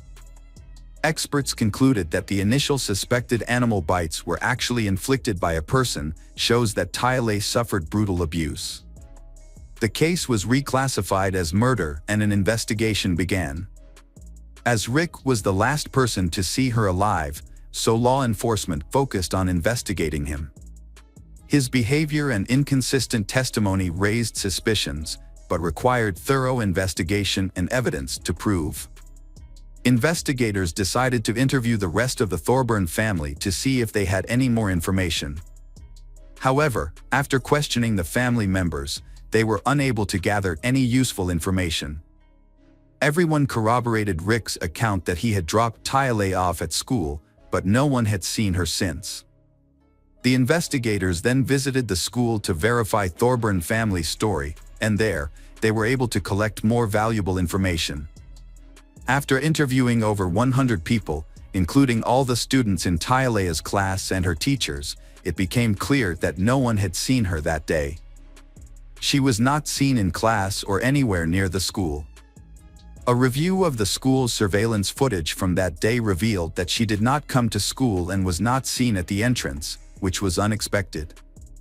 This raised the question, where had she gone? However, some students, including Tyale's friends, came forward to report that she was dealing with major problems. One of her friends even told the family that Tyale had pleaded to be taken out of the Thorburn family home because she felt mistreated and was worried about getting into grave danger. Sadly, Tyale's life ended in a horrific manner. After speaking with other students, the police determined that Tyale had no enemies and there was no one else who could have harmed her. As a result, suspicions about the foster family, the Thorburns, grew. However, when questioned, the family members strongly denied any allegations of domestic violence, they claiming that Tyale is a person who is very fond of making up stories, and in the past she often ran away from foster families. The police then checked this information and found evidence that Tyale usually run away from home. This led them to believe that she was a troubled teenager prone to fabricating stories. All those close to the Thorburn family, including neighbors, confirmed that they were an exemplary family who ran a private kindergarten where many people sent their children. And no one believed that such kind people could do something terrible to their adopted daughter. As a result, the police began searching for other clues to Tyalea's murder, they believing that she may have fabricated a story about being mistreated, just as she had done before. Then the girl ran away and unfortunately became a victim of an attack. As a result, the police had no reason to suspect the Thorburns, and instead, they focused their investigation on finding another motive for the murder. The Thorburn family continued to operate their kindergarten at home while the investigation was ongoing. Detectives have questioned about 300 sex offenders in the area. They hope to find clues to Tyalea's murder. However, even this extensive inquiry failed to yield any clues. Most of they had alibis, and some no longer lived in the area, making it impossible to identify suspects from this list. On December 4, 2015, a vital piece of evidence was found near the site where the body was discovered. Tyalea's shoes and backpack, which she used for school, were recovered about 100 meters away. This case drew widespread public attention. The story was extensively covered on various Australian TV channels, so gradually the whole country knew about this case. Several rallies were held before the funeral, with people demanding justice for the girl's tragic and undeserved death. Tyalea's biological mother organized the rallies and publicly sought answers from the police about her daughter's death. She also appeared on television to raise awareness and express her outrage over the failure of Child Protective Services to safeguard her daughter. The public's response was overwhelming, with over 600 people attending the girl's funeral on November 14, despite many not knowing her personally. Mourners wore white and purple t-shirts with hearts and Tyalea's name, as purple was her favorite color. The coffin was adorned with about 400 white roses, and purple balloons were released into the sky as the hearse departed for a private cremation. It's been 5 months since Tyalea's murder, but police still have no new leads. A substantial reward of 250,000 Australian dollars, equivalent to approximately 160,000 US dollars, was offered for any information that could aid in the case. Tyalea's mother made a heartfelt appeal on television, pleading for eyewitnesses to come forward and for those responsible to confess. The police also guaranteed immunity from prosecution for any accomplice who did not directly commit the crime and was the first to provide information. Despite these efforts, no new leads were uncovered. Police received a number of calls from a number of individuals, but none provided any valuable information. As the summer of 2016 arrived, the police have yet to find the main suspect. Detectives interviewed numerous individuals with a history of sexual violence, but the advanced decomposition of Tyalea's body at the time of discovery had destroyed any forensic evidence, leaving investigators uncertain about the cause of death. The only lead in the case was a hyoid bone fracture, suggesting that Tyale was strangled.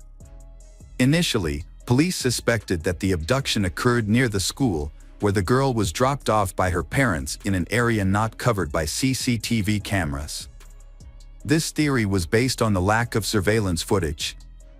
A reward of 250,000 Australian dollars was offered for information leading to the capture of the perpetrator, but it remained unclaimed. A breakthrough came in May 2016, when the State Police Department received an anonymous tip after 6 months of investigation. The caller claimed to have information about the girl, Tyale, and her foster family, Thorburn family. According to the anonymous witness, Thorburn family had been seeking a child with behavioral issues to care for, which would entitle them to increased benefits. The family's interest in Tyale was allegedly purely financial, and they don't have any other feelings for little girl. The informant also suggested that all members of the Thorburn family might have been involved in Tyalea's disappearance. Unfortunately, the caller ended the conversation without providing further details, and their identity remains unknown. In connection with the phone call, the police revisited the possibility that Thorburn family was involved in the murder. Initially, they received reports from Tyalea's classmates of domestic violence at the Thorburn home, but these claims were unverified. However, after the anonymous call, detectives decided to re-question Thorburn family some of Tyalea's classmates. One of Tyalea's friends revealed that she had a romantic relationship with 19-year-old Trent, the youngest son of Thorburn family. Due to her age, Taylor didn't fully understand the situation and believed they were in a genuine relationship, as Trent had led her to believe. She developed feelings for him and enjoyed the horses on the farm, but she was also intimidated by Trent and the rest of the family, so she wanted to run away from them. It is likely that Tyale suffered not only sexual violence but also physical abuse within the Thorburn household. Although Tyalea's friend's testimony needs further investigation, repeated questioning of the Thorburn family members yielded no results. They continued to deny all allegations, particularly those related to the abuse of a minor. Nevertheless, due to the serious suspicions surrounding the family, the authorities revoked their permission to operate a kindergarten and suspended their foster care license. Law enforcement officers installed listening devices in the Thorburn family's home. They uncovering shocking information that tarnished the family's decent image. The family members were extremely supportive of each other. Through the listening devices, it was discovered that on October 29, 2015, the family held a meeting, just a day before Tyale went missing. During this meeting, Trent informed his parents that Tyale had been having unusual stomach pains. This makes them worried and suspicious about Tyale, a 12-year-old girl, having an unwanted pregnancy. The Thorburn family had become aware of the intimate relationship between Trent and Tyale shortly before her disappearance. It was revealed that he had been having intercourse with the girl when no one was home. The wiretapping also exposed that Trent had repeatedly had intercourse with she over a period of about 10 months, nearly the entire time the girl was in their care. When they suspected Tyale was pregnant, Trent turned to his parents, worried that their relationship would be exposed. However, Rick reassured his son that he would handle the problem. Judging by the conversations among the Thorburn family members, Tyale was terrified of her father, Rick. Her fear was not unfounded, as the rest of the family also seemed to fear Rick's. Despite appearing to be a decent family man, but he was hiding a cruel and sinister personality. One evening, after a family discussion, Rick forced all the family members, except Tyale, to leave the house. When they returned a couple of hours later, Tyale was missing. Rick claimed she had run away and that the problems with her were now solved. However, his confidence that she would keep quiet made the rest of his family suspicious, that he might have harmed or even killed her. When Trent tried to check her room, Rick forbade it and made a threatening gesture. The family was too intimidated to contradict Rick, and they eventually dropped the matter. It later became clear that Rick's story about dropping off Tyale at school was false. In reality, she was likely no longer alive by that time. However, what exactly happened to her remained a mystery. Detectives monitoring the family's conversations overheard Rick instructing others on what to say and do to avoid arousing police suspicion, and they obediently followed his instructions. Initially, police called Julene and their children, Trent and Joshua, in for questioning, believing they would be the easiest to get information from. As the police disclosed the information they had, family members began to give testimony. The detectives gradually pieced together what had happened at their house. Rick had set everything up as though he was protecting his family. However, after thoroughly reviewing footage from the school's external CCTV cameras, the police realized that Rick had carefully attempted to conceal his crime and mislead the detectives. For example, He had indeed driven towards the school, as his car appeared on several CCTV cameras. However, none of the footage showed Tyler getting out of the car. Afterwards, a storm of criticism and suspicion fell on the Thorburn family. Julene and Joshua charged with giving false testimony and trying to mislead the investigation. Trent, involved in violence, faced charges of first-degree murder and was similarly accused of attempting to confuse the investigation. Detectives believed he killed Tyler and tampered with her body to hinder forensic identification. This initially made determining her gender difficult. Fortunately, DNA testing made identification possible, revealing Trent likely hadn't considered this method existed. Law enforcement officers had strong reasons to suspect that Rick was involved in severe physical and sexual abuse of Tyler. A total of 9 charges were filed against him. Trent faced charges of incest and giving false testimony. The family car, sold soon after Tyler's disappearance, was seized and inspected. Blood stains were found, which worsened Rick's health. He fainted when detained, and his condition became so severe in custody that doctors had to place him in an artificial coma. After a few days in the hospital, Rick regained consciousness. Doctors believed he might have intentionally caused his condition by taking medication. However, Rick could not evade responsibility for his crimes, and the Thorburn family was brought to court one after another. During the trial, Julene and Joshua admitted their guilt for all charges and agreed to testify against Trent and Rick. The jury quickly concluded that the entire Thorburn family was guilty of monstrous acts, though each member was guilty on different counts. Joshua was sentenced to 3 months in prison. His mother, Julene, received a sentence of 1.5 years. Trent, who pleaded guilty to perjury, incest, and attempted obstruction of justice, was sentenced to 4 years. All of them, including Trent, who raped Tyler, are now free. Trent was released on January 19, 2018, after serving only 16 months. The most brutal figure in this case, Rick, confessed during the trial to Tyler's murder, hiding her body to protect his son and family's reputation. He received a life sentence in May 2018, with eligibility for parole after 20 years. Welcome back, mystery lovers. Today's case is going to keep you on the edge of your seat. The case of Christy Johnson. Christy Johnson was born in 1981 in Santa Clara, California, USA. She lives with her parents, Teresa and Kirk Johnson. When she was a child, her family moved from California to Saugatuck, a small town in Michigan.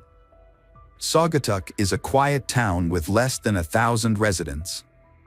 It seems like a safe place to build a happy future, with an extremely low crime rate. The locals feel so safe that they don't even lock their doors. It's a tight-knit community where everyone knows each other.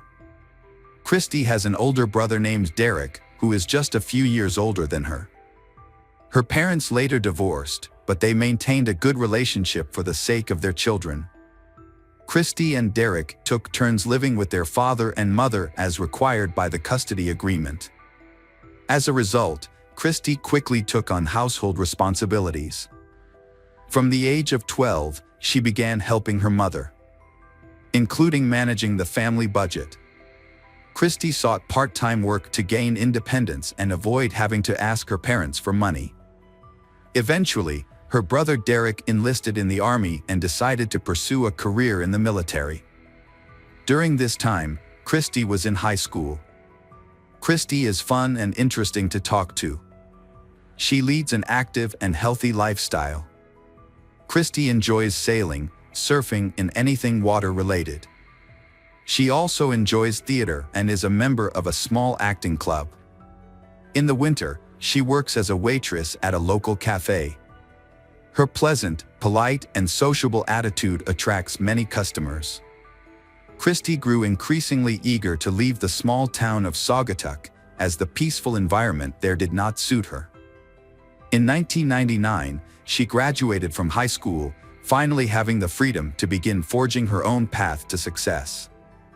After some reflection, Christy decided to begin her journey of exploring different cities, exploring different jobs. Initially, she moved in with her grandmother in the small resort town of Santa Maria. Population 100,000. Finding a job to support herself was important. She then worked as a systems administrator for an electric utility company and continued her education. Christy decided to enroll in the University of California, a 40-minute drive from her grandmother's home. Although she used her savings to buy a car, the daily commute proved difficult, so Christy looked for work closer to her studies. Christy got a part-time job with a film crew. Her experience working in a theater group helped her adjust to her new work environment. She was hired as an assistant on the set of a horror film, where she met people from Hollywood. She interacted with world-famous actors and directors and felt extremely happy. Christy was fascinated by the world of cinema. Inspired by this experience, she wanted to get more involved in the industry, so she enrolled in professional makeup courses taught by Hollywood makeup artists. After mastering these skills, she considered becoming a makeup artist on set and planned to move to Los Angeles. She eventually moved to Los Angeles, where many famous film studios were located. When she arrived in her new environment, she avoided parties and social gatherings. She had a boyfriend whom she met a few years ago. They kept in touch despite the distance, and later he moved in with her. They rented an apartment together in Los Angeles. Since 2002, they have been struggling financially. Although it was not easy, Christy persevered in finding a stable job. Christy still had not found a steady job, so most of her income came from her boyfriend. Then their relationship deteriorated.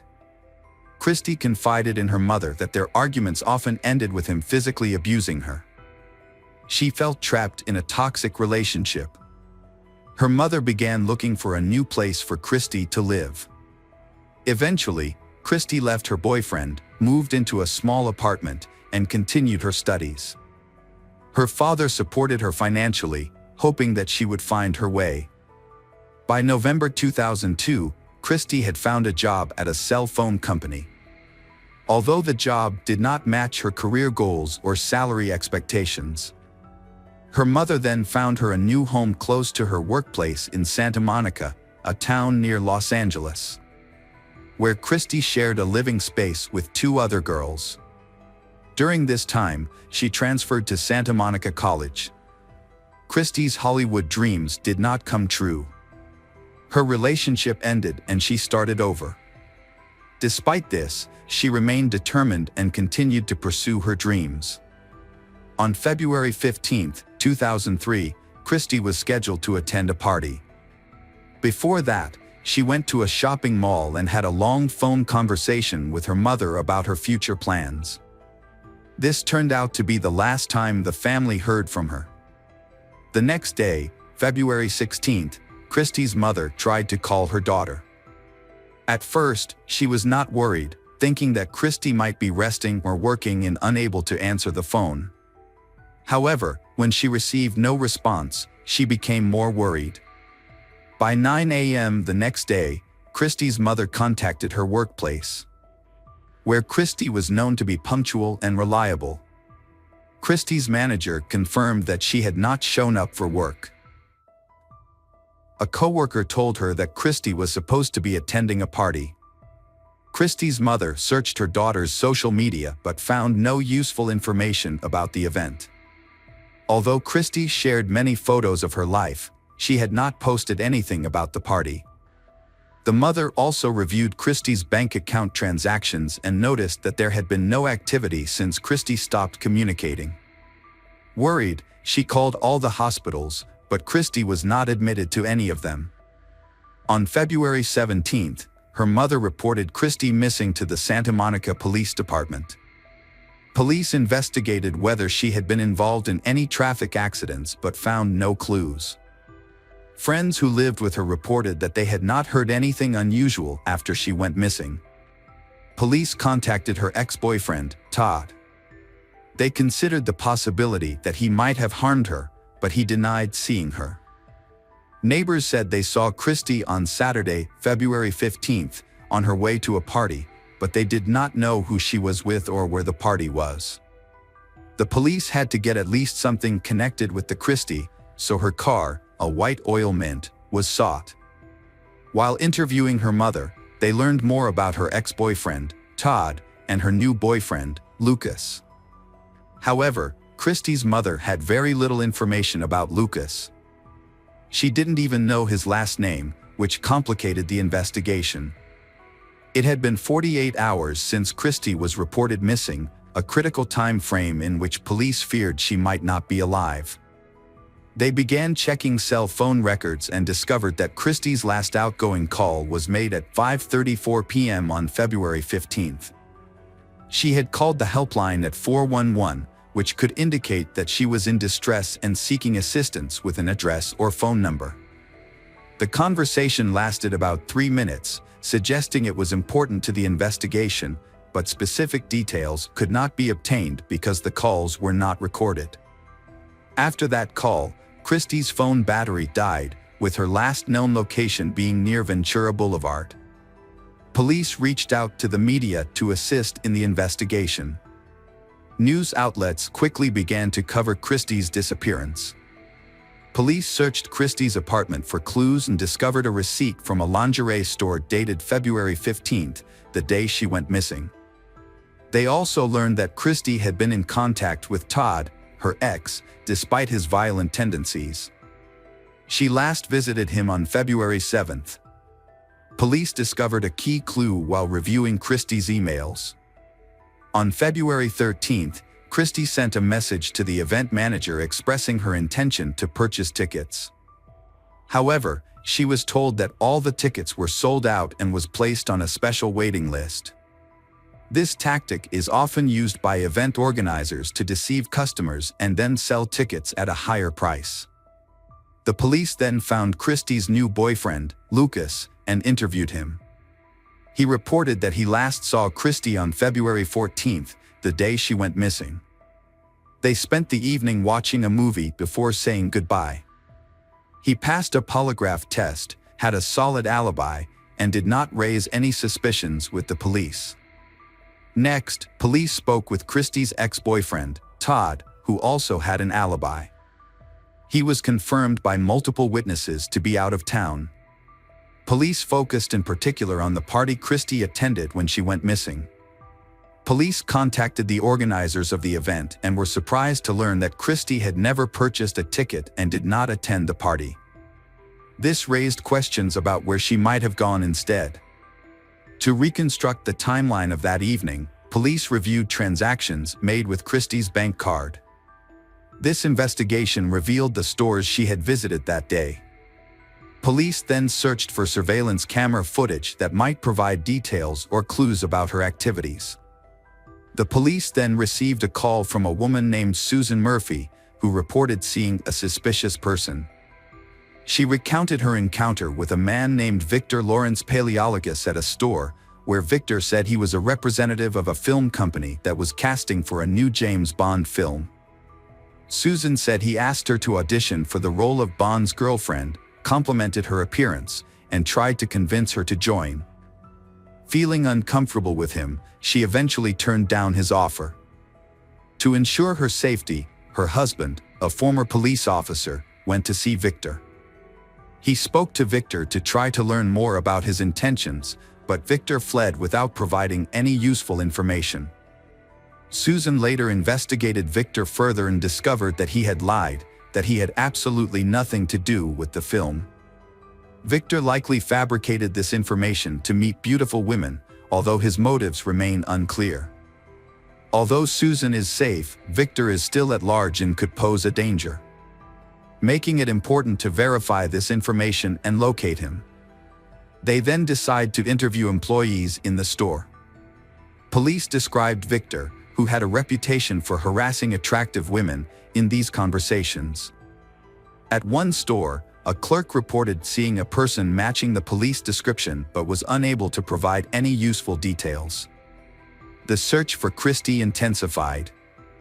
police deployed dogs and volunteers to the area where she was last seen. Volunteers searched for Christie and her car. Although police had received multiple reports of sightings of a similar vehicle, those reports turned out to be false. On February 24th, police received a crucial tip. They located her car, a white Mazda Miata, in a parking lot near the shopping center where Christie had been shopping. A forensic scientist then arrived to conduct a thorough examination of the car, collecting fingerprints and other evidence found inside. A water bottle was found in the back seat, and Christie's cell phone was found in the front seat. The police encountered an unexpected revelation when they spoke with the parking attendant. He recalled an incident involving the car in question. The vehicle arrived at 17:45, but it was already reserved for another customer. A man exited the car, and when informed of the reservation, he reacted aggressively. He threw the car keys at the attendant and left without further explanation. Sadly, there were no surveillance cameras in the parking area, making it impossible to identify the driver. With no leads, the police returned to examining the Christie's purchases from that day and were taken aback. On the day she disappeared, Christie had bought a set of clothes that matched the description Susan had given when Victor asked her to prepare for the casting. He instructed Susan to buy the shortest black miniskirt possible, along with a white shirt, stockings, and shoes. All these items were purchased using Christie's bank card, leading the police to suspect that this was not merely a coincidence. This suggests that Christie may have fallen for a scammer, similar to what happened to Susan, although fortunately she was with her husband. Unfortunately, there was no news of Victor, and the police had no way to contact him. Police once again spoke to Christie's housemates. They recalled that Christie had indeed attended and tried out the role, although they could not recall the specifics. During the discussion, they noted that it was related to James Bond. They mentioned that Christie was very excited about the event, and she had gone to get ready in costume. Christie was worried about being late for the tryout the role, which was scheduled for 5:30 p.m. Police reviewed the camera footage several times to locate Victor, and unfortunately, the footage was of poor quality and they were unable to identify his facial features. However, with the help of witness statements, police were able to create a composite sketch of the prime suspect in Christie's disappearance. By February 26th, the sketch was complete. An experienced police officer familiar with the case identified the suspect as Victor Lawrence Paleologus, who had just been paroled on January 20, 2003, after serving a sentence for sexual assault. Victor often used tactics like promising casting calls for parties to lure his victims. This approach worked for him, especially near the Walk of Fame, where many young women who come to Los Angeles to dream of Hollywood make them easy targets for predators. Victor first received a suspended sentence for attacking a girl. In 1998, he attempted to rape Katie Devina, presenting himself as Brian, a film producer. He received a very short sentence for this crime. There are also indications that Victor had embezzled money from a company before. In addition, several other women came forward as victims of his attempted rapes, but the police reports did not result in any consequences for him due to lack of evidence. He once attacked his ex-girlfriend in her own home. Although this was also an unsuccessful sexual assault, he stole money and jewelry from her apartment. This crime was largely overlooked, resulting in only a suspended sentence. He then seduced a girl named Heather, as he had done with others, and convinced her to dress in a way that pleased him. He then attempted to tie her up and rape her, but she escaped. Victor was sentenced to 2 years in prison and was paroled on January 20, 2003, just 3 weeks before Christie went missing. After his release, Victor quickly returned to his previous criminal activities. By the time police began searching for him, he had been arrested for stealing a BMW X5 in Beverly Hills and attempting to sell it using false documents. During a search of his wallet after his arrest, officers discovered a wallet containing several stolen IDs, credit cards, and other documents. The police showed Susan a photo of Victor. At the police station, Susan quickly recognized Victor in a lineup, despite his attempts to disguise himself by hunching over, changing the shape of his arms, and changing his hairstyle. Susan's husband, who had tried to stop the attacker, also confirmed Victor's identity. However, a security guard at the parking lot where Christie's car was found could not recognize Victor, as he had only seen him briefly in the darkness. Victor denied any involvement in Christie's disappearance and insisted on having a lawyer present before speaking to the police. Victor expressed concern that the authorities might be trying to frame him because he was on parole. Police kept collecting evidence against Victor, and a new witness soon came forward. A realtor had been working with Victor for several weeks and noticed his unusual behavior while looking for homes priced up to $700,000. They visited multiple properties each day, and during one visit, they experienced an incident involving lost documents and keys that suggested Victor might be involved in theft. After the realtor saw Victor's photo in a police report, they recognized him as a possible suspect. The realtor recalled Victor behaving nervously during their last meeting, which happened around the time Christie disappeared. Additionally, while viewing a house, Victor tested the soundproofing by shouting from the bathroom, raising police suspicions that he was scouting for a potential crime scene. The police investigated all the homes Victor had visited, paying special attention to one where Christie's phone last registered a signal. They searched for evidence or Christie's body but found nothing. However, when they searched Victor's apartment, they discovered unsettling photos of women in revealing clothing. After 12 days of investigation, Christie's family remained hopeful for her safe return, while Victor was uncooperative, denying any involvement but acknowledging that he had seen Christie before she disappeared. Victor was born in 1962 in Pennsylvania as the youngest of 5 brothers in a family. He attended college, earned a bachelor's degree, and then moved to Los Angeles for graduate studies. He was married from 1990 to 1993, during which time there were allegations that he attempted to poison his wife after she reported his business failures. Feeling aggrieved by the world, Victor turned to crime, and his obsession with attractive women led him to violence. On the night Christie went missing, Victor and his lawyer provided an alibi backed by witnesses, stating he was at a restaurant with a friend. Nevertheless, police believed he might have had enough time to abduct another victim despite his alibi.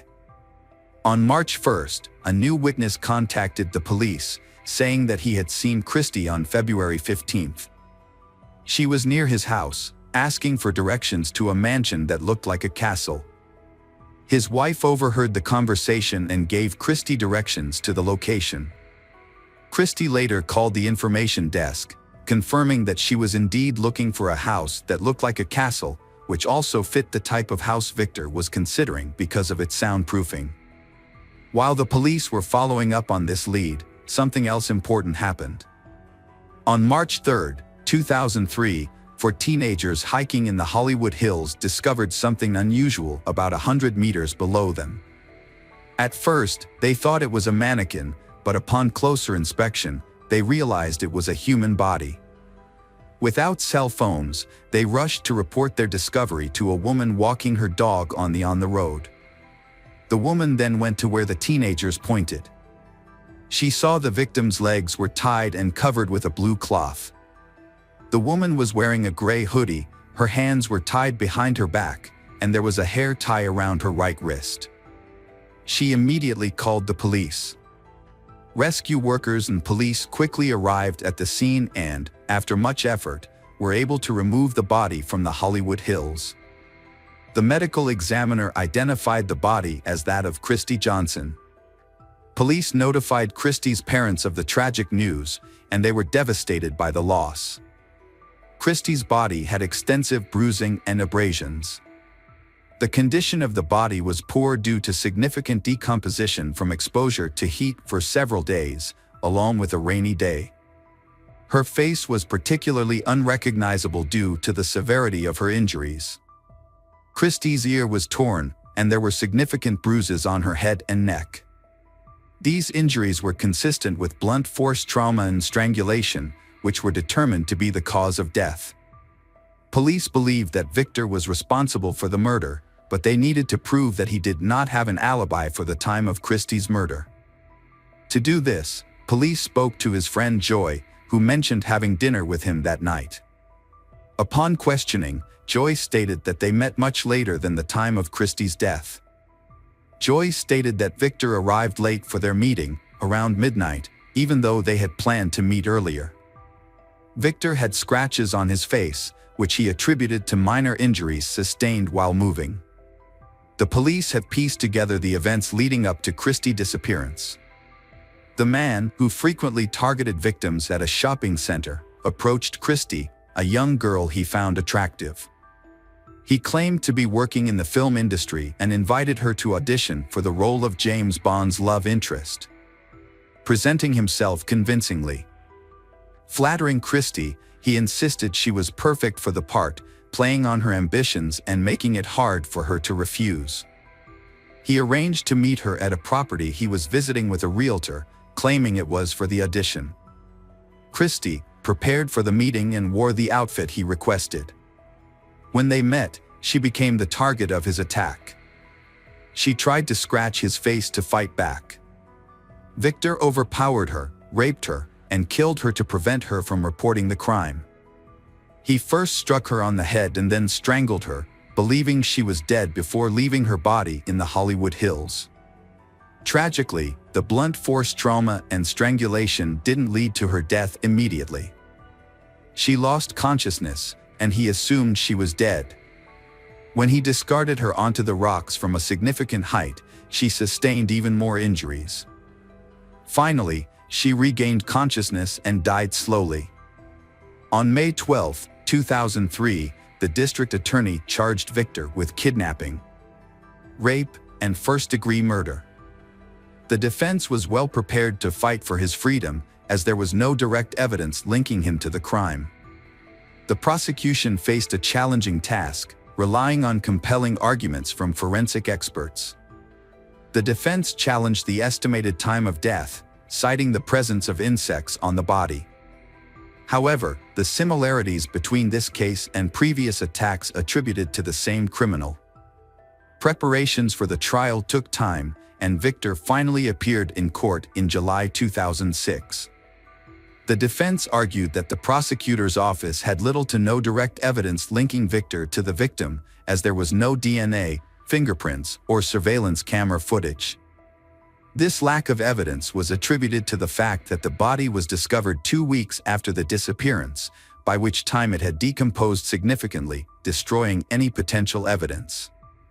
However, the prosecution gained the advantage of testifying about who had accused Victor of harassment. They portrayed him as a skilled manipulator. It was clear to everyone that the victor was responsible for Christie's death. To avoid the death penalty, he decided to negotiate with the prosecution and plead guilty to a lesser charge.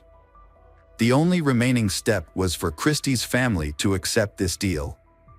By that point, the trial had been ongoing for 3 weeks with little progress, and its outcome was uncertain. After enduring so much pain, the victim's family was willing to compromise to ensure justice was served. However, on the day the verdict was announced, the victor submitted an 11-page request to the judge, asking to withdraw his guilty plea. Fortunately, it was too late for him to change his mind. Victor Lawrence Paleologus was found guilty on all charges and sentenced to life in prison, with the possibility of parole after 25 years. Hello friends, welcome to our channel. Today we're going to take a look at another horrible case with you. The case of Matthew Turner Fisher. After the tragic death of his wife, Ernest Fisher was left to care for 4 children, all of whom were now adults. However, some members of the family were traumatized by the loss of their mother. Initially, this was considered a normal response to grief, as everyone processes loss differently. Some people may be overwhelmed by grief, leading to disturbing behaviors. Ernest was a retired man living a quiet life in the southern suburbs of Parallel, near Perth, Australia. The family lived modestly, with Ernest raising his 4 children on his own. His eldest son, Joshua, was 26 in 2016 and dedicated his free time to studying for a programming diploma. The second son, Matthew, was 23 and worked as a freight carrier. His third daughter, Hannah, 20, is studying design and spends all her free time studying. The youngest daughter, Sylvia, 16, is still in high school. Ernest's wife passed away 2 years prior to the events described, in 2014, due to cancer. Her death was a significant tragedy for the entire family. On her deathbed, she asked her son Matthew to take care of his siblings and to support their father as he aged. Matthew agreed to this promise. Like the rest of the family, he felt a deep sadness over their loss. However, shortly after their mother's death, the household began to deteriorate rapidly. Ernest lost his job, which led to a lack of finances. Within months, the situation became chaotic, with furniture and books scattered throughout every room. It is important to note that the youngest daughter was not involved in the events described. In contrast, Matthew was a sociable and attractive young man who was popular with girls. His turbulent personal life set him apart from his siblings. Unlike his siblings, who spent most of their time studying, Matthew was active and independent. He regularly went to the gym and participated in many outdoor sports such as soccer, basketball, and volleyball. He was also the only one in the family with a job, which allowed him to maintain his interests.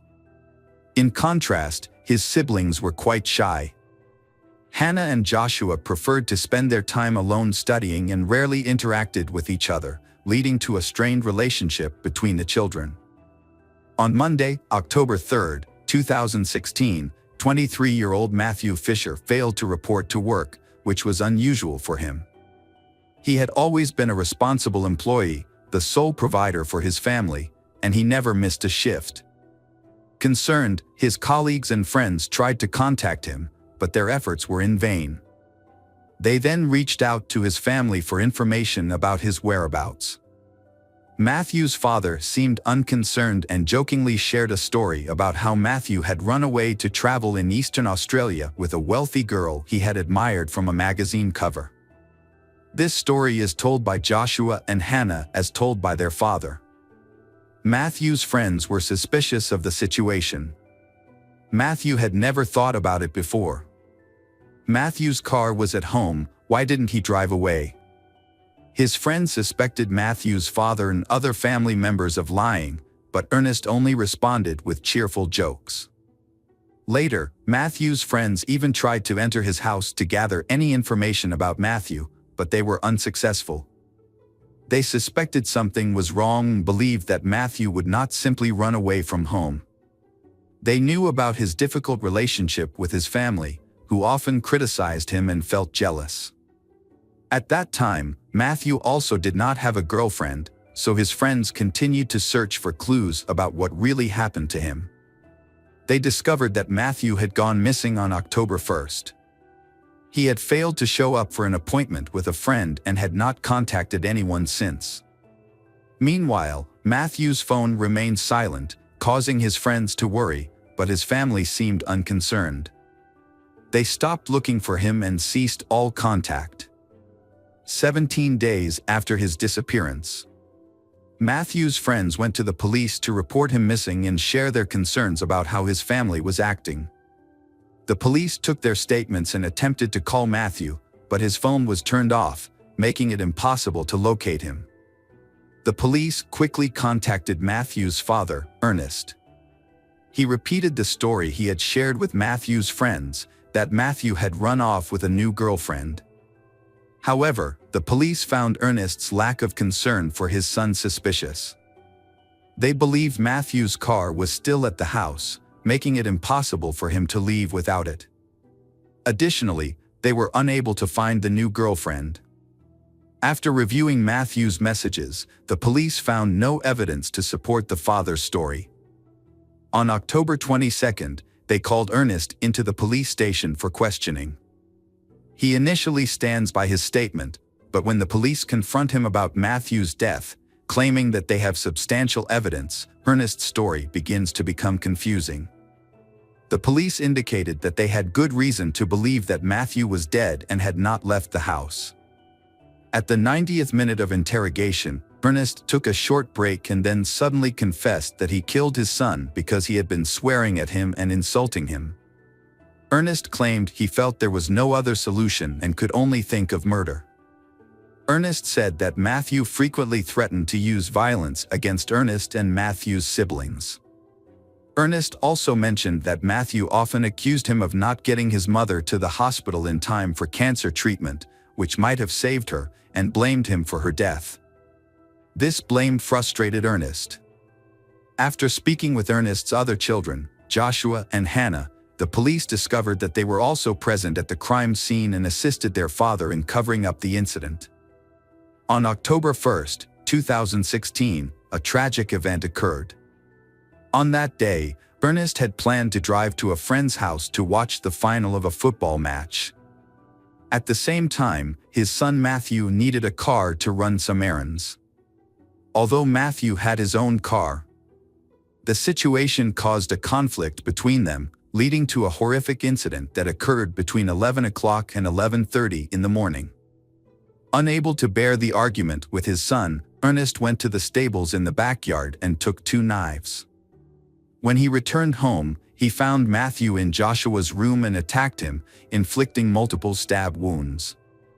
One knife pierced Matthew's heart and lung. After the attack, Ernest left the room, leaving his son bleeding on the floor. Meanwhile, his other children, Joshua and Hannah, were eating lunch in the living room. They ran to the sound and found Matthew lying on the floor, covered in blood and unresponsive. Hannah suggested they call the police, but her father strongly opposed the idea. Ernest managed to convince her not to go through with it. Instead, he went into the backyard to dig a grave while Hannah and Joshua remained frozen in place. Ernest, standing beside his dead son, is more worried about missing a soccer game with his friends than losing his son. After digging the grave, Ernest returned to the house and spoke to his children. He asked them to help clean up the crime scene and bury Matthew in the backyard while he was away. He then calmly got ready and left to enjoy a soccer game with his friends, seemingly without remorse for having just harmed a family member. Remarkably, Hannah and Joshua complied with their father's request. They meticulously cleaned up the blood in the room with cleaning supplies. The room was covered in blood, with bloodstains on the walls and furniture, indicative of the brutal attack on his son. Fearing a similar fate, Joshua and Hannah followed their father's orders without question. They first used bleach to wipe down the walls, then the furniture, carpets, and floors. They cleaned the room thoroughly and burned anything that could not be wiped clean to remove potential evidence. As Joshua and Hannah entered the backyard, they decided to dig deeper than the grave their father had hastily dug. This was important to ensure the body was more securely hidden. Since Matthew was quite large, they had difficulty moving him. They dragged him on a stepladder and across the lawn to the grave, where they dumped him and buried him unceremoniously. They then returned home, showered, changed their clothes, and cleaned up the area. Ernest returned home about 5 hours later. He checked to make sure the children had cleaned up the blood in the room and disposed of the body, and he praised them for their efforts. The youngest daughter, Sylvia, 16, was visiting relatives on the day of the murder and did not witness the horrific incident. When asked how hard he stabbed his son, Ernest replied, "Very hard. Because he wanted to stab his son to death. If Matthew had attacked back, Ernest will die. Because Matthew was stronger than him." When the police asked Ernest how many injuries he had caused to his son, he replied, "You should dig him up and find out." When told he was going to be arrested for murder, Ernest laughed and joked, showing no concern about the situation. The police asked him why he had not considered other options for dealing with his son. Ernest claimed that he had no other choice. The police suggested he could have contacted the police to help remove his son from their home or sought a safe place for his family. Ernest laughed again, saying he didn't want to spend money and was against moving. He viewed killing his son as the only way to free his family. After this admission, he led the police to the location of the body. Upon searching the family's yard, they discovered the Matthew buried there, as the father had indicated. A month had passed since Matthew's disappearance, and only 10 days had gone by since his friends reported it to the police. The most shocking part was that the father, while giving his testimony, laughed and joked about his murdered son, showing no remorse for his actions. He firmly believed he was justified. Ernest, 65, Joshua, 26, and Hannah, 20, were all arrested and charged with murder and concealing the body. Matthew was later buried next to his mother. Funds were raised to cover the funeral costs, supplemented by Matthew's savings. He bought a large headstone for his mother, while the rest of his family seemed unconcerned, not even having a headstone. Police were skeptical of the motive given. Ernest considered Matthew a danger to the entire family, leading him to decide to eliminate him. Friends and acquaintances of the Matthew consistently described him as a good person who had never exhibited aggression or violence. It was puzzling that if Matthew truly posed a threat to the family, they had never filed a complaint with the police prior to this tragedy. The police interviewed all members of the Ernest family to uncover the true motives and piece together the sequence of events. The police spoke to Ernest again, who claimed that Matthew was a cruel and dangerous man who regularly used drugs. He said that he had to kill Matthew to end the atmosphere of fear that Matthew had created in their family. Joshua was very emotional during the interview. He cried as he described the image of the crime scene and younger brother's bloody body in his mind. In the room, he saw his father holding 2 knives and standing over Matthew's body. He did not see the struggle or the moment of the murder. Hannah remained composed during her interrogation but repeatedly recounted the same story. She expressed concerns that her brother Matthew was very different from the rest of the family and could be a threat. He had often yelled at her and had used physical force once during their teenage years when they got into a fight. However, Hannah could not point to any other incidents that proved Matthew was dangerous. She admitted that she felt remorse and guilt over the situation. Hannah wished she could go back in time and call the police immediately after the incident. At that moment, Joshua and Hannah were afraid of their angry father and did not speak up against him.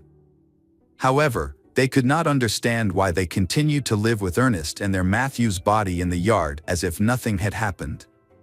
If they felt guilty, why didn't they go to the police later on? The hearing for the case began in mid-2018, and it took 2 years for the investigation to gather and analyze all the materials.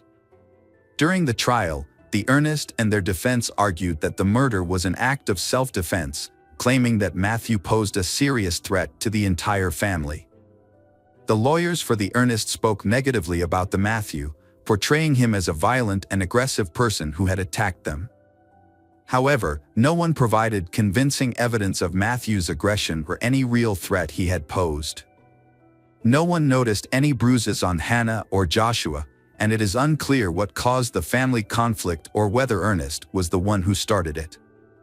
It is also worrying that Ernest chose to kill his loved one rather than seek police help to resolve the issue or simply remove him from the house if he truly posed a threat. In court, Ernest Fisher appeared unusually calm, which raised suspicions. He did not seem to show any remorse for what had happened and did not feel any sadness for his son. Ernest was often rude in court, insulting everyone involved, and was frequently reprimanded for his behavior. Family acquaintances described Ernest as a ruthless person, and several testified that they had never seen Matthew show any hostility toward his relatives. His friends disputed Ernest's testimony, insisting that Matthew was not aggressive and did not use drugs. Matthew regularly underwent random drug and alcohol testing at work and had never had any problems. Friends noted that after their mother's death, Matthew's relationship with their father and siblings became very strained.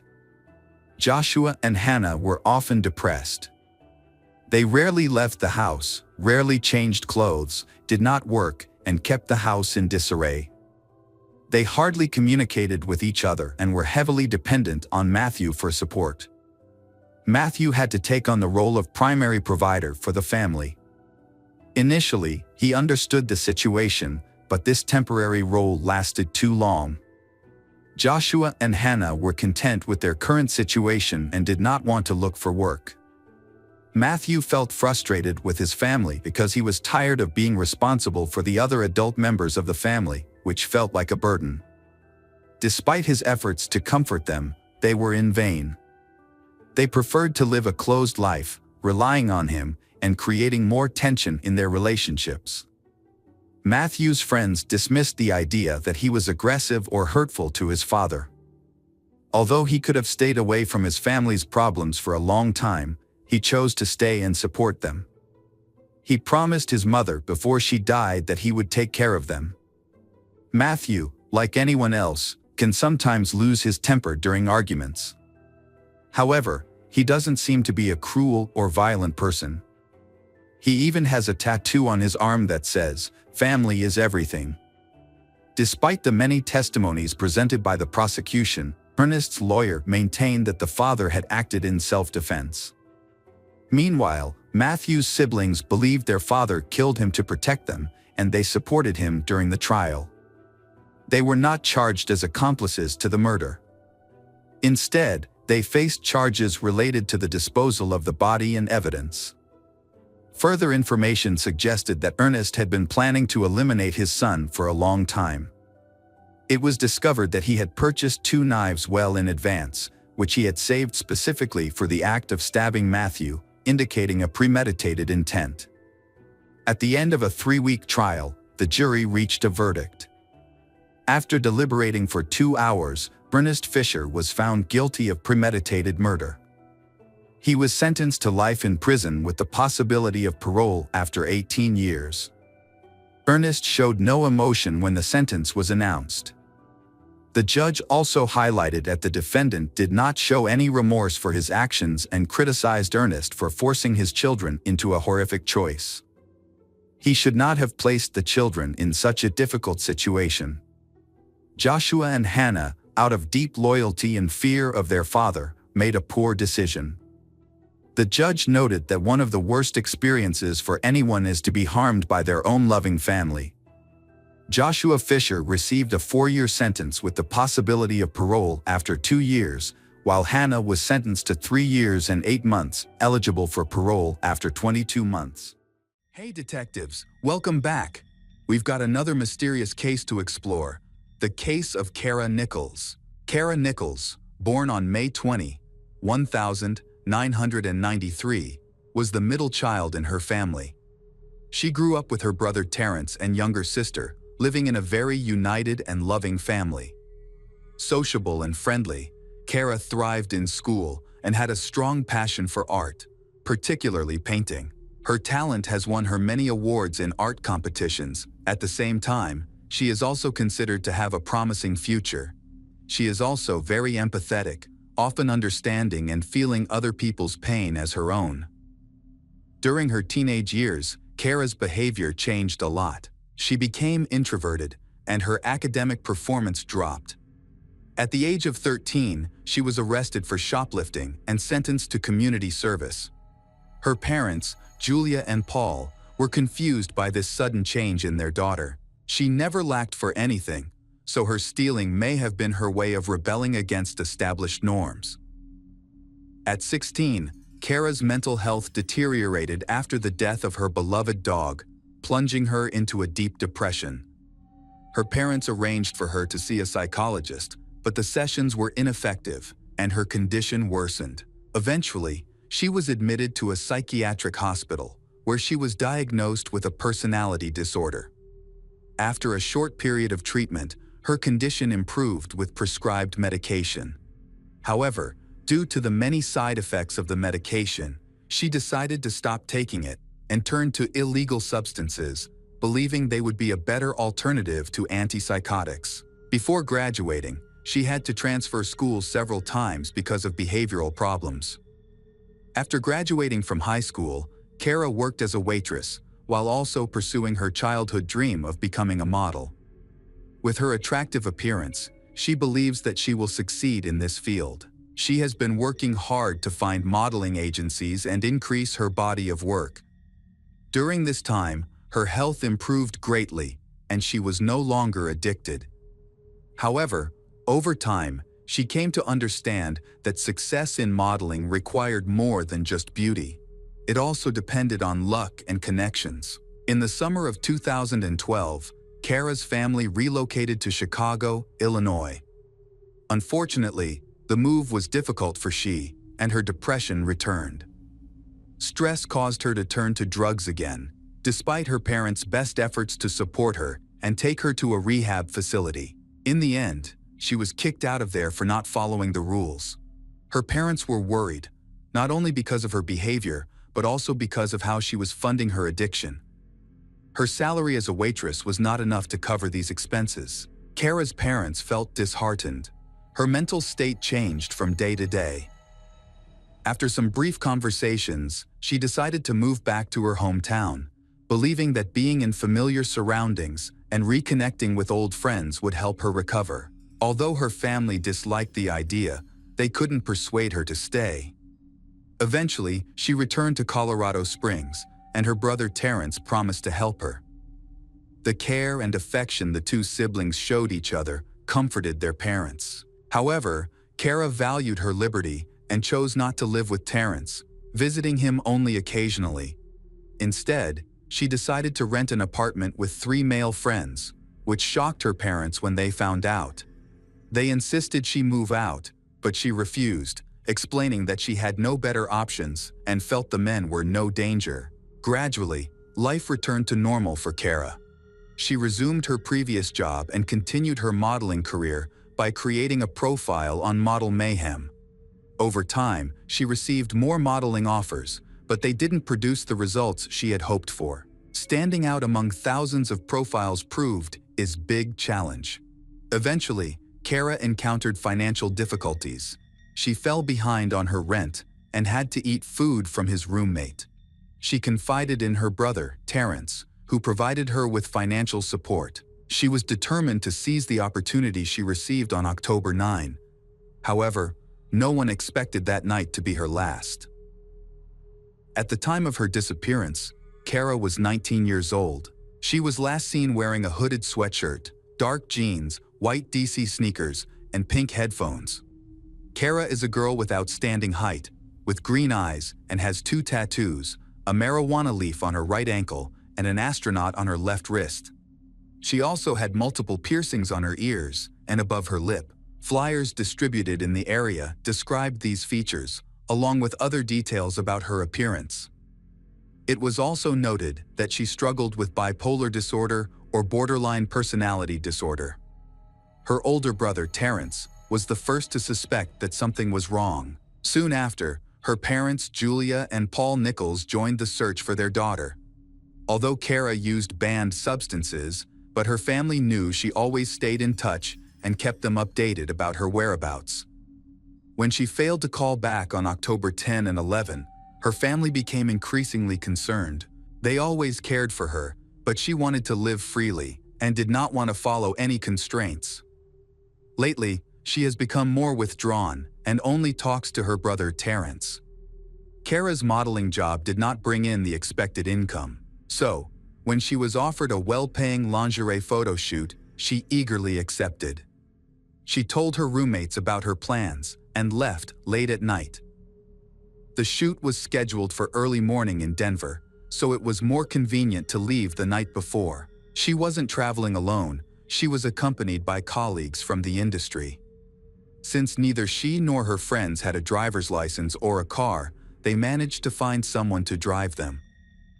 At first, Kara's story didn't raise any suspicions.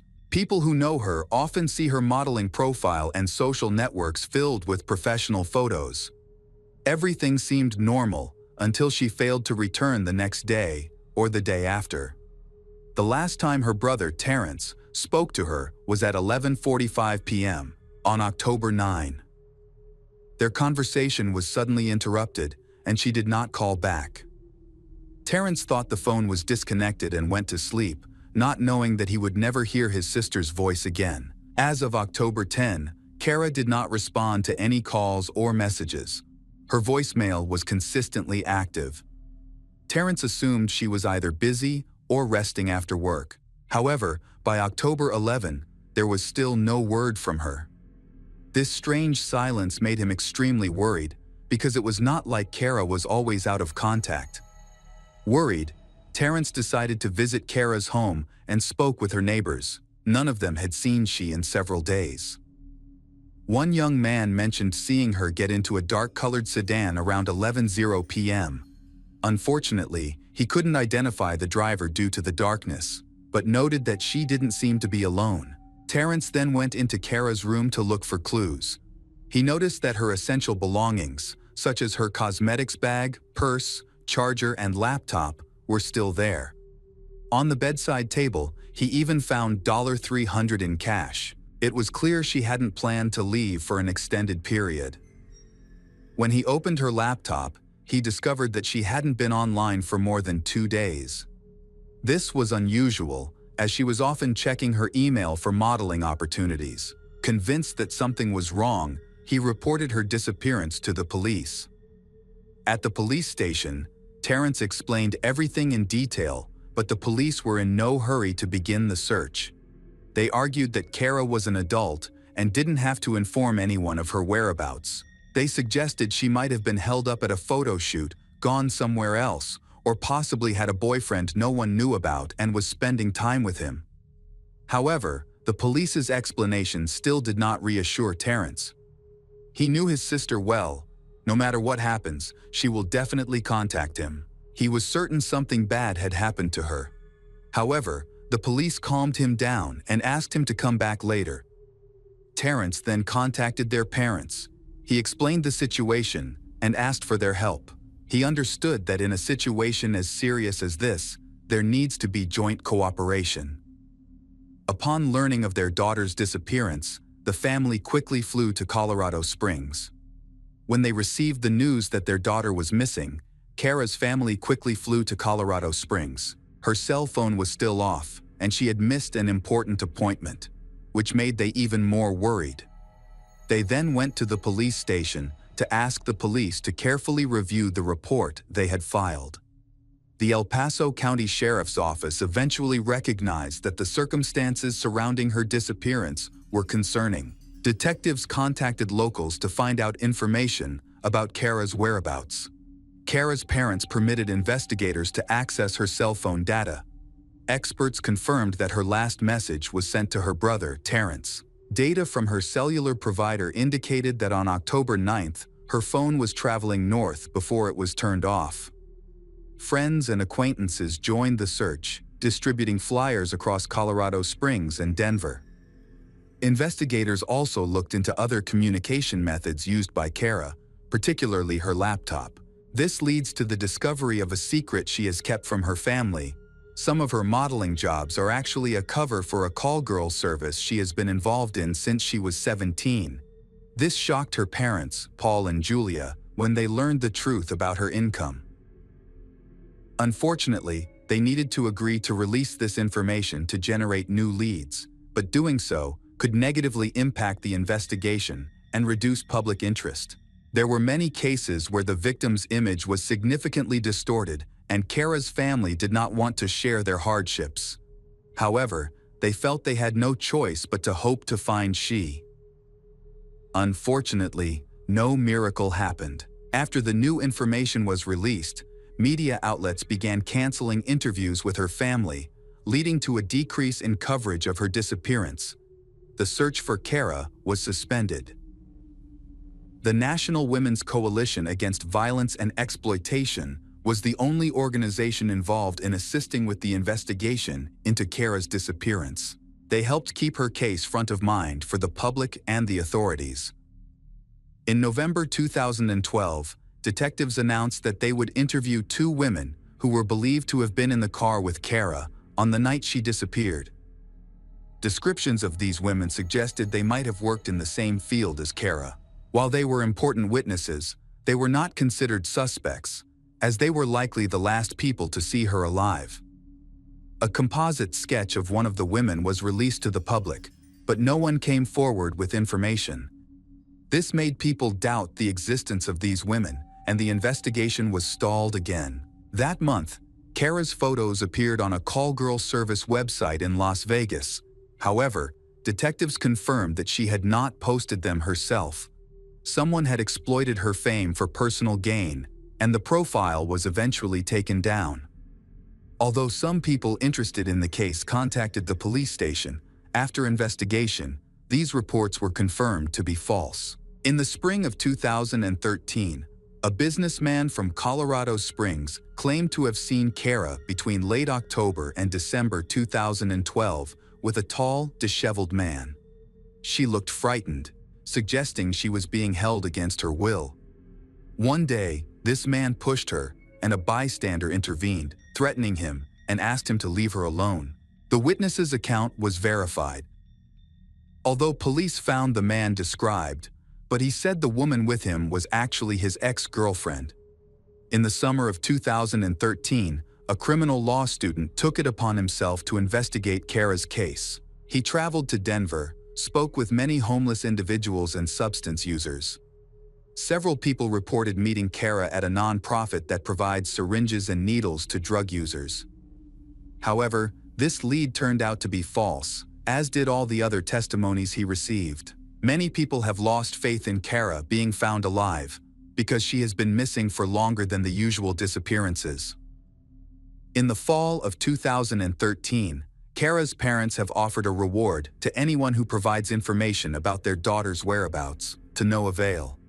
They ruled out a ransom kidnapping as no demands were received. However, the following year, a new development occurred, providing a major breakthrough and reigniting the investigation.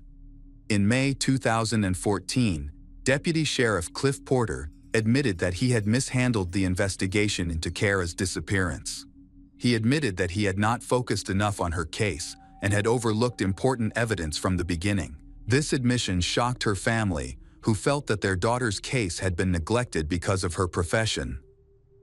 The mishandling of cell phone records has raised concerns about the conduct of the investigating agency. The administration has been criticized for inaction. Multiple audits have led to disciplinary action against the department, and several individuals have been fired.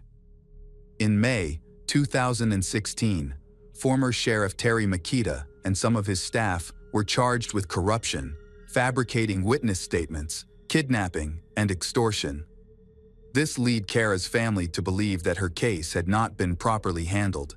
However, this situation has led to the opening of a new investigation, especially when new detectives are involved. On February 1, 2022, Christina Hollendorfer went to the police station. Before that, detectives had tried to talk to her several times, but she refused to cooperate. It turned out that since 2014, she had not wanted to testify against her ex-husband, Joel.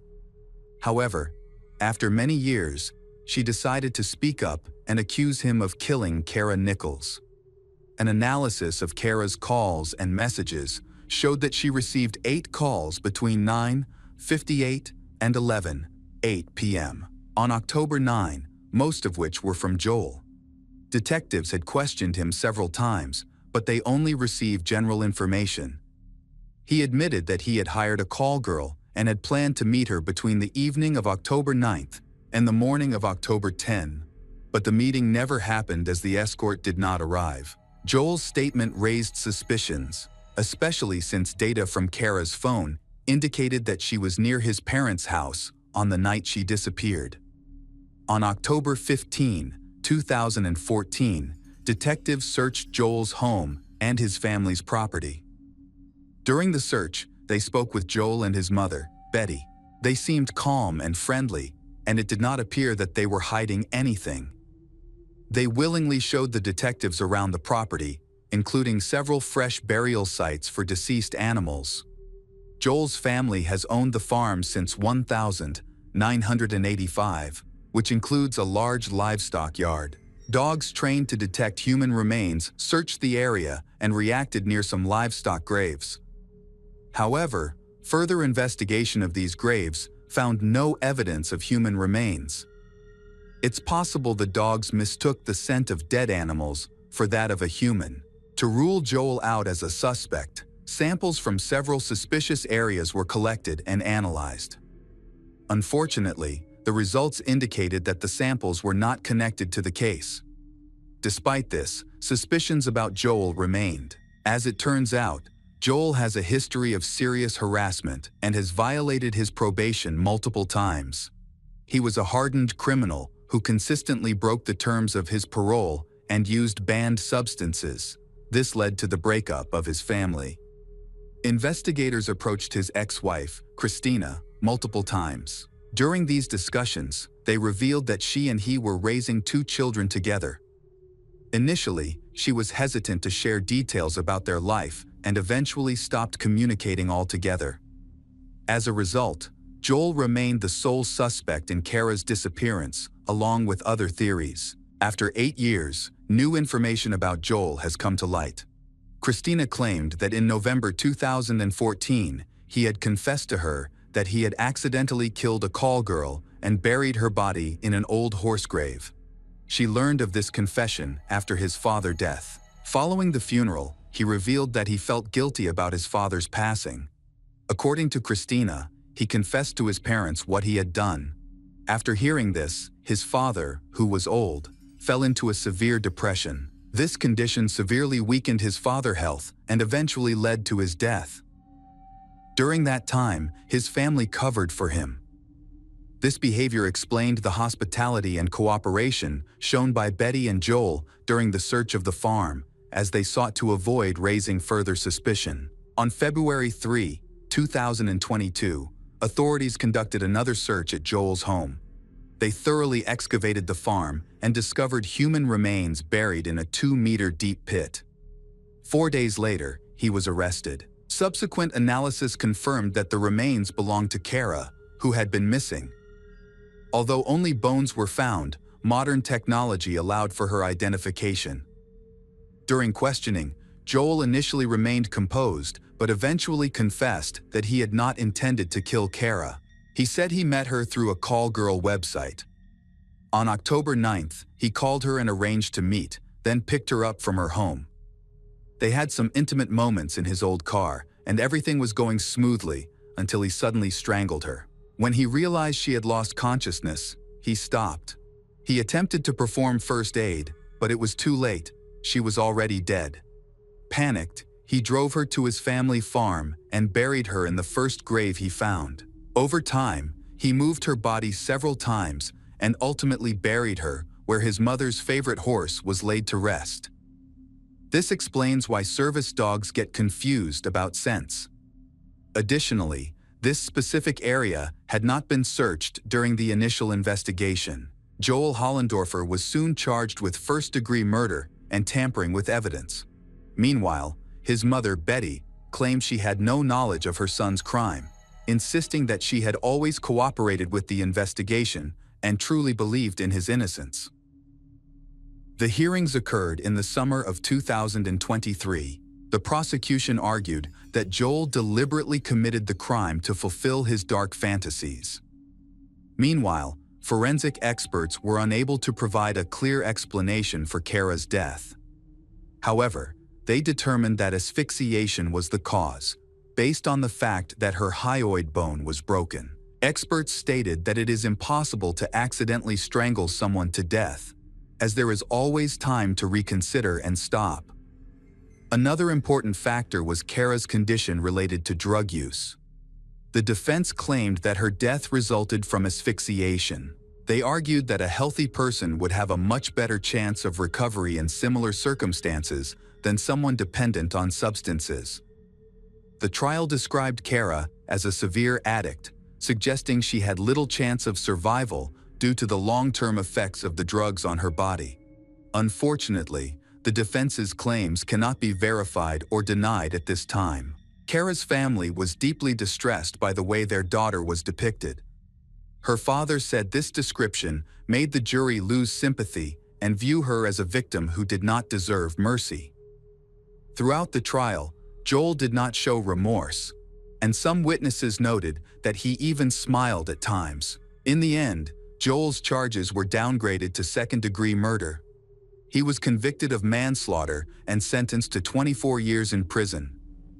This sentence did not satisfy Kara's family, who had hoped for a life sentence for Joel. Additionally, due to a lack of evidence, no other individuals were held accountable.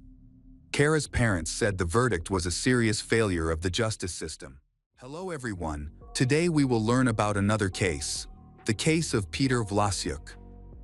There are cases that shock the public, not only because of their brutality, but also due to the elaborate plots to conceal the truth.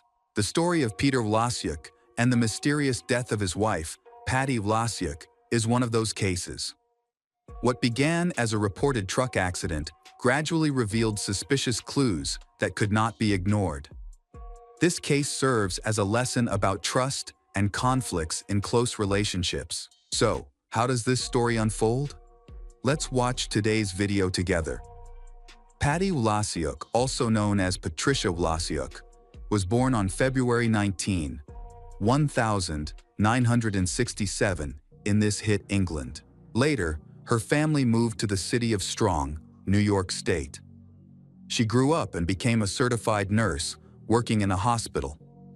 Peter Vlasiuk was born on February 9, 1969, in New Jersey. After school, he went to the Army and later worked as a truck driver, in which he transported new cars. When Peter was visiting relatives in Sydney, he met Patty. He moved to this area, and the couple eloped to Las Vegas in 1996. Peter got married to Patty, who at that time was already a mother from a previous marriage. The Vlasiuk family had 3 daughters, Ashley, Jolene, and Rebecca. In 1997, they bought a house with a swimming pool and opened their family business, Bar Angel. Peter worked enthusiastically on the design of the establishment, creating a dance floor with wood and a stage on which various musical groups performed. Things in the family were going well. The bar was very popular with local residents. Peter loved to flirt with visitors to the bar, and there were rumors that he had affairs on the side. Peter loved to give gifts to please Patty, and on her 35th birthday, he gave her a new ultra-modern stethoscope and tonometer, arranging a great party. On April 3, 2002, he went to the bar in his pickup. In the evening, he came home and started waiting for his wife, thinking that she had picked up the children after work. When she did not call him around 20:30, he began to worry and asked if she knew where the children was. Soon after that, Patty arrived home without the children. Peter asked her why she didn't pick up the kids, and they argued because Patty thought he would pick them up. While driving the pickup and smoking, Patty, for a second, tried to shake off the ashes of a cigarette when a deer came out onto the road. She sharply turned the wheel to avoid a collision, and the car fell into the lake. Peter was able to open his passenger door and get out of the sinking car. He tried to pull his wife out but couldn't. The water was very cold, and he got out of the water faster. The man ran for help to the nearest houses, knocking on doors, but no one opened. Finally, in one house, Jessica Becker and Thomas, Peter's friend, opened the door. Thomas called 911 while waiting for rescuers. Later, they arrived at the lake where a white pickup truck was visible about 10 meters from the shore. Thomas put on a wetsuit and fins and dived under the water to the car, but didn't find Patty. The rescuers who arrived with a team of scuba divers pulled her out of the cold lake and found her face down, 2 meters from the car, which was submerged in 4 meters of water. She was taken to the same hospital where she had worked for 17 years, but died shortly after her arrival. Peter was also taken to the hospital by ambulance, where he was warmed up and changed into dry clothes. During the interrogation, Peter told the story about the deer and added that Patty liked to drink, which was true. Patty had several violations for drunk driving, but that night when she died, the alcohol content was insignificant, as shown by the toxicological examination. The investigators checked Peter's story and noticed that there were no skid marks on the road and that the car fell exactly in that place of the road where there was no fence. This was strange. The police also took the pickup truck out of the lake, and experts began to study its door, which Peter said opened in the water. The door was closed from the inside, which meant he could not have opened it. Later, he began to claim that he climbed out through the window. It was also strange that there was a burdock found in Patty's hair that did not grow near the lake. According to Peter, she would return to work, and they immediately pick up the kids. She did not lie on the ground and did not walk so that the thorns of the burdock would cling.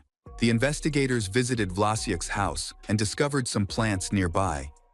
They found a burdock plant with a broken branch and strands of hair.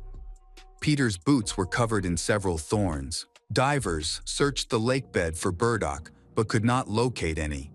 However, they did find Peter's coat submerged in the water, which had repellent on it. Besides, inside one of the pockets, they discovered her driver's license. During lab analysis, more items were uncovered in the pockets, including a toolbox that had been found at the bottom of the lake but had not been opened. Patty had bruises and wounds on her body, including her neck, but the pathologist, James Terzian, determined that drowning was the cause of death. The inconsistencies in the case made investigators uneasy, prompting them to investigate further for clues.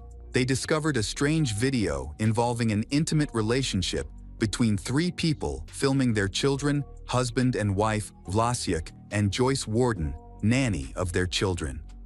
Just 9 hours after his wife's death, Peter contacted the insurance company to claim over $150,000 in life insurance payments.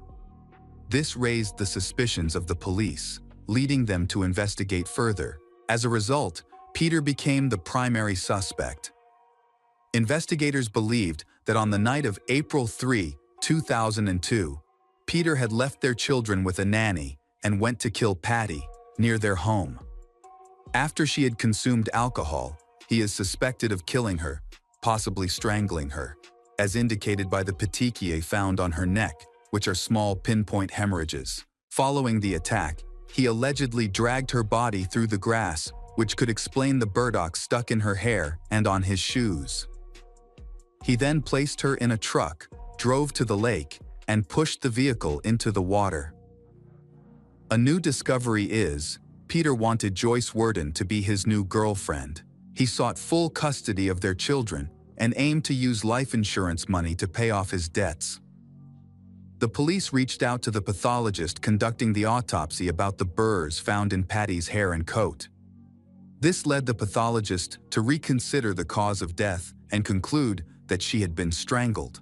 From the evidence collected, on April 8, 2002, the police arrested Peter and detained him without bail. The trial started a few months later. Joyce Cardozo, Patty's mother, attended every day with her adult children, Lori, and her grandchildren, William. In court, Peter testified that Patty had been singing and drinking. He said that he asked Patty to stop, which made her so angry that she drove off the road into a lake and refused to get out of the sinking car. Peter claimed he mentioned a deer to the police to protect his wife's reputation, worrying that they might take away her nursing license. However, Peter's brother did not confirm that Patty had been drinking, and the prosecution argued that alcohol was not related to the case at all. A toxicology report indicated that there was only a very small amount of alcohol in Patty's system after the accident. The defense argued that burdock could not have become tangled in her hair while she was in the water. The lawyer pointed out that in April, the ground was muddy after the snow had melted, yet Patty had no dirt on her shoes, clothes, or hair.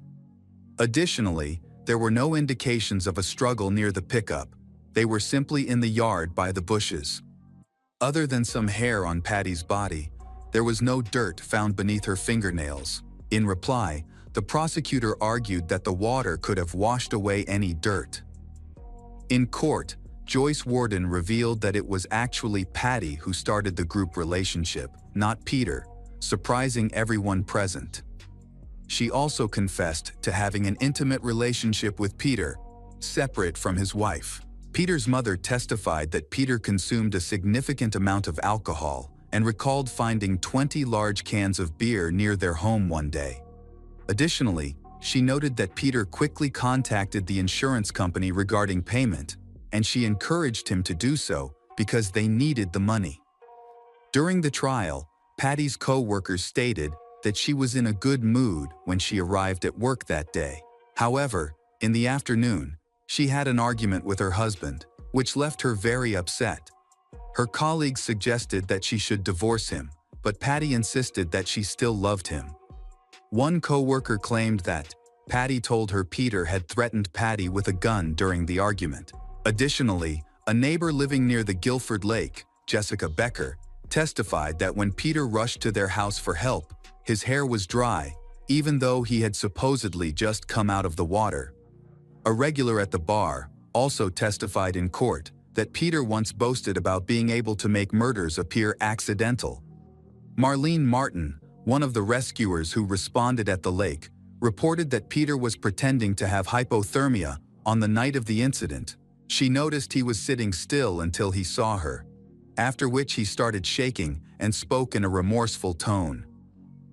The medical examiner for the prosecution stated that Patty had no water in her lungs, suggesting that she may have been choked before entering the water. Chief pathologist Safa Naman supported this conclusion. The jury convicted Peter, sentencing him to life in prison with the possibility of parole after 25 years. In the courtroom, many people, including law enforcement officers and Patty's sisters, embraced and shook hands. Patty's mother expressed her disbelief, saying, "I am still in a state of shock. I did not suspect Peter until he was arrested." She struggled to accept the situation. Peter's parents took custody of his children, while Patty's children from her first marriage began living with their mother. Peter filed several appeals. In one interview, he expressed frustration about being unable to obtain justice due to his lack of wealth, in spite of 2 of his appeals were accepted. Peter decided to change his lawyer because he felt the previous one was not effective, and he even hired a private detective. David Burrs, the detective, had 34 years of experience in the police force and understood the system well. He discovered some inaccuracies and irregularities in the police's handling of the case. Burrs believed that 1 or more police officers might have engaged in misconduct or interfered with the investigation. The handwriting in the diary found did not match Patty's, suggesting it was written by someone else. He also realized that some defense witnesses had not been called during the first trial. One of these was forensic pathologist James Terzian, who concluded that the cause of death was drowning. During the second trial, Dr. James Terzian testified for the defense, raising some questions about the case details. In response, the prosecution brought in another pathologist, Michael M. Baden, to support the original findings of the first pathologist. Baden claimed James to have performed thousands of autopsies, including numerous drownings. But James had only handled 2 drowning cases in his career. The lawyers also presented photographs taken near the lake, demonstrating that burdock plants do grow in that area. Despite the jury's divided opinions during deliberations, they ultimately found Peter guilty once more. He received a life sentence, with the possibility of parole after 25 years. In September 2011, Peter filed an appeal, claiming that his lawyer was ineffective and pointing out mistakes made by the prosecution. He also requested to change the trial's location to ensure that the new jury would not be aware of his previous convictions, allowing them to be more impartial. However, It was revealed that the last jury was aware of his prior guilty verdicts, which may have influenced their decisions. In December 2011, the appellate court approved Peter's appeal, but the trial venue remained unchanged. In June 2012, the third trial commenced. A private detective had spent 15 years investigating Peter's case and strongly believed in his innocence. Alongside Peter's lawyer, they gathered numerous arguments to support him in court. During this trial, there was a significant clash between the prosecution and the defense. The prosecution argued that if Peter had lied about his wife swerving on the road to avoid a deer, then he must be lying about everything else. In contrast, the defense contended that Peter was trying to protect his wife, as a sixth drunk driving charge could cost her nursing license. The pathologist's third report originally indicated drowning as the cause of death, but was later revised to strangulation after considering the presence of burdock. He noted evidence of lung singeing and observed that there was insufficient water to support drowning. James A., on the other hand, maintains that Patty died of drowning. However, after analyzing the lungs and their weight, James concluded that the water content was inadequate to confirm drowning. The ambulance report stated that during the assistance to Patty, a lot of water was pumped out of her, and in the intensive care unit, it took 45 minutes. The prosecution argued that since there were no burdocks in the lake, it is likely that Patty was killed near her house, where burdocks were present, and then her body was disposed of in the water. In contrast, the defense pointed out that there were no signs of a struggle in the courtyard of Wlasiuk House. Simultaneously, no defensive wounds on Patty, and no dirt or DNA from her husband found under her nails. Furthermore, her white shoes and clothing remained clean, suggesting that water alone could not have washed away any potential dirt.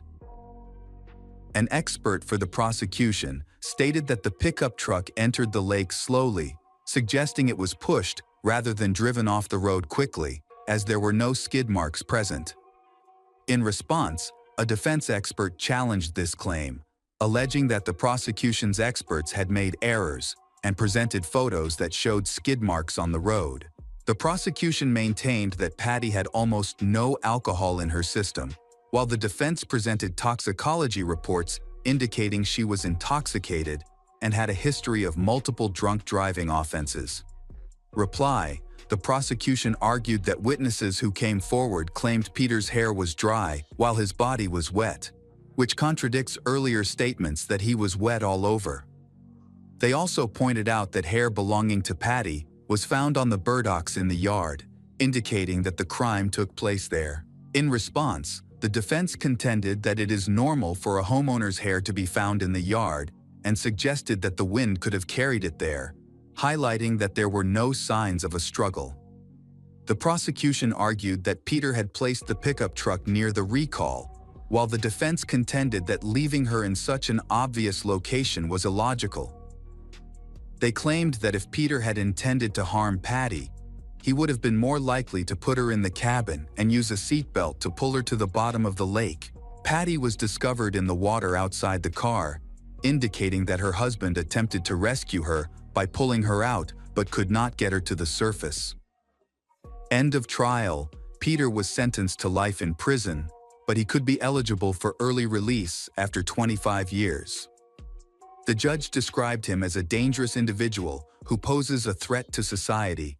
In 2016, Peter's appeal was rejected, and he continued to serve his sentence. His oldest daughter visited him during this time. The case attracted significant public interest, leading to a group of supporters who believed he was innocent. Heather, a girl, discovered information about Peter while studying criminal law through social media. In 2015, she volunteered to assist him by sending a postcard. Although she worked hard to help him seek justice, all of his subsequent appeals were denied. A year later, Peter and Heather got married in prison. She expressed that their relationship was challenging and not for the faint of heart, but she had faith in him and planned to be with him no matter where he was. The couple believed that there was a conspiracy by law enforcement against Peter, claiming that some water was deliberately removed from the lungs before the autopsy. They think Patty had influential relatives who may have affected the outcome of the case. Her cousin worked in the district attorney's office, and her mother was a senior hospital prosecutor.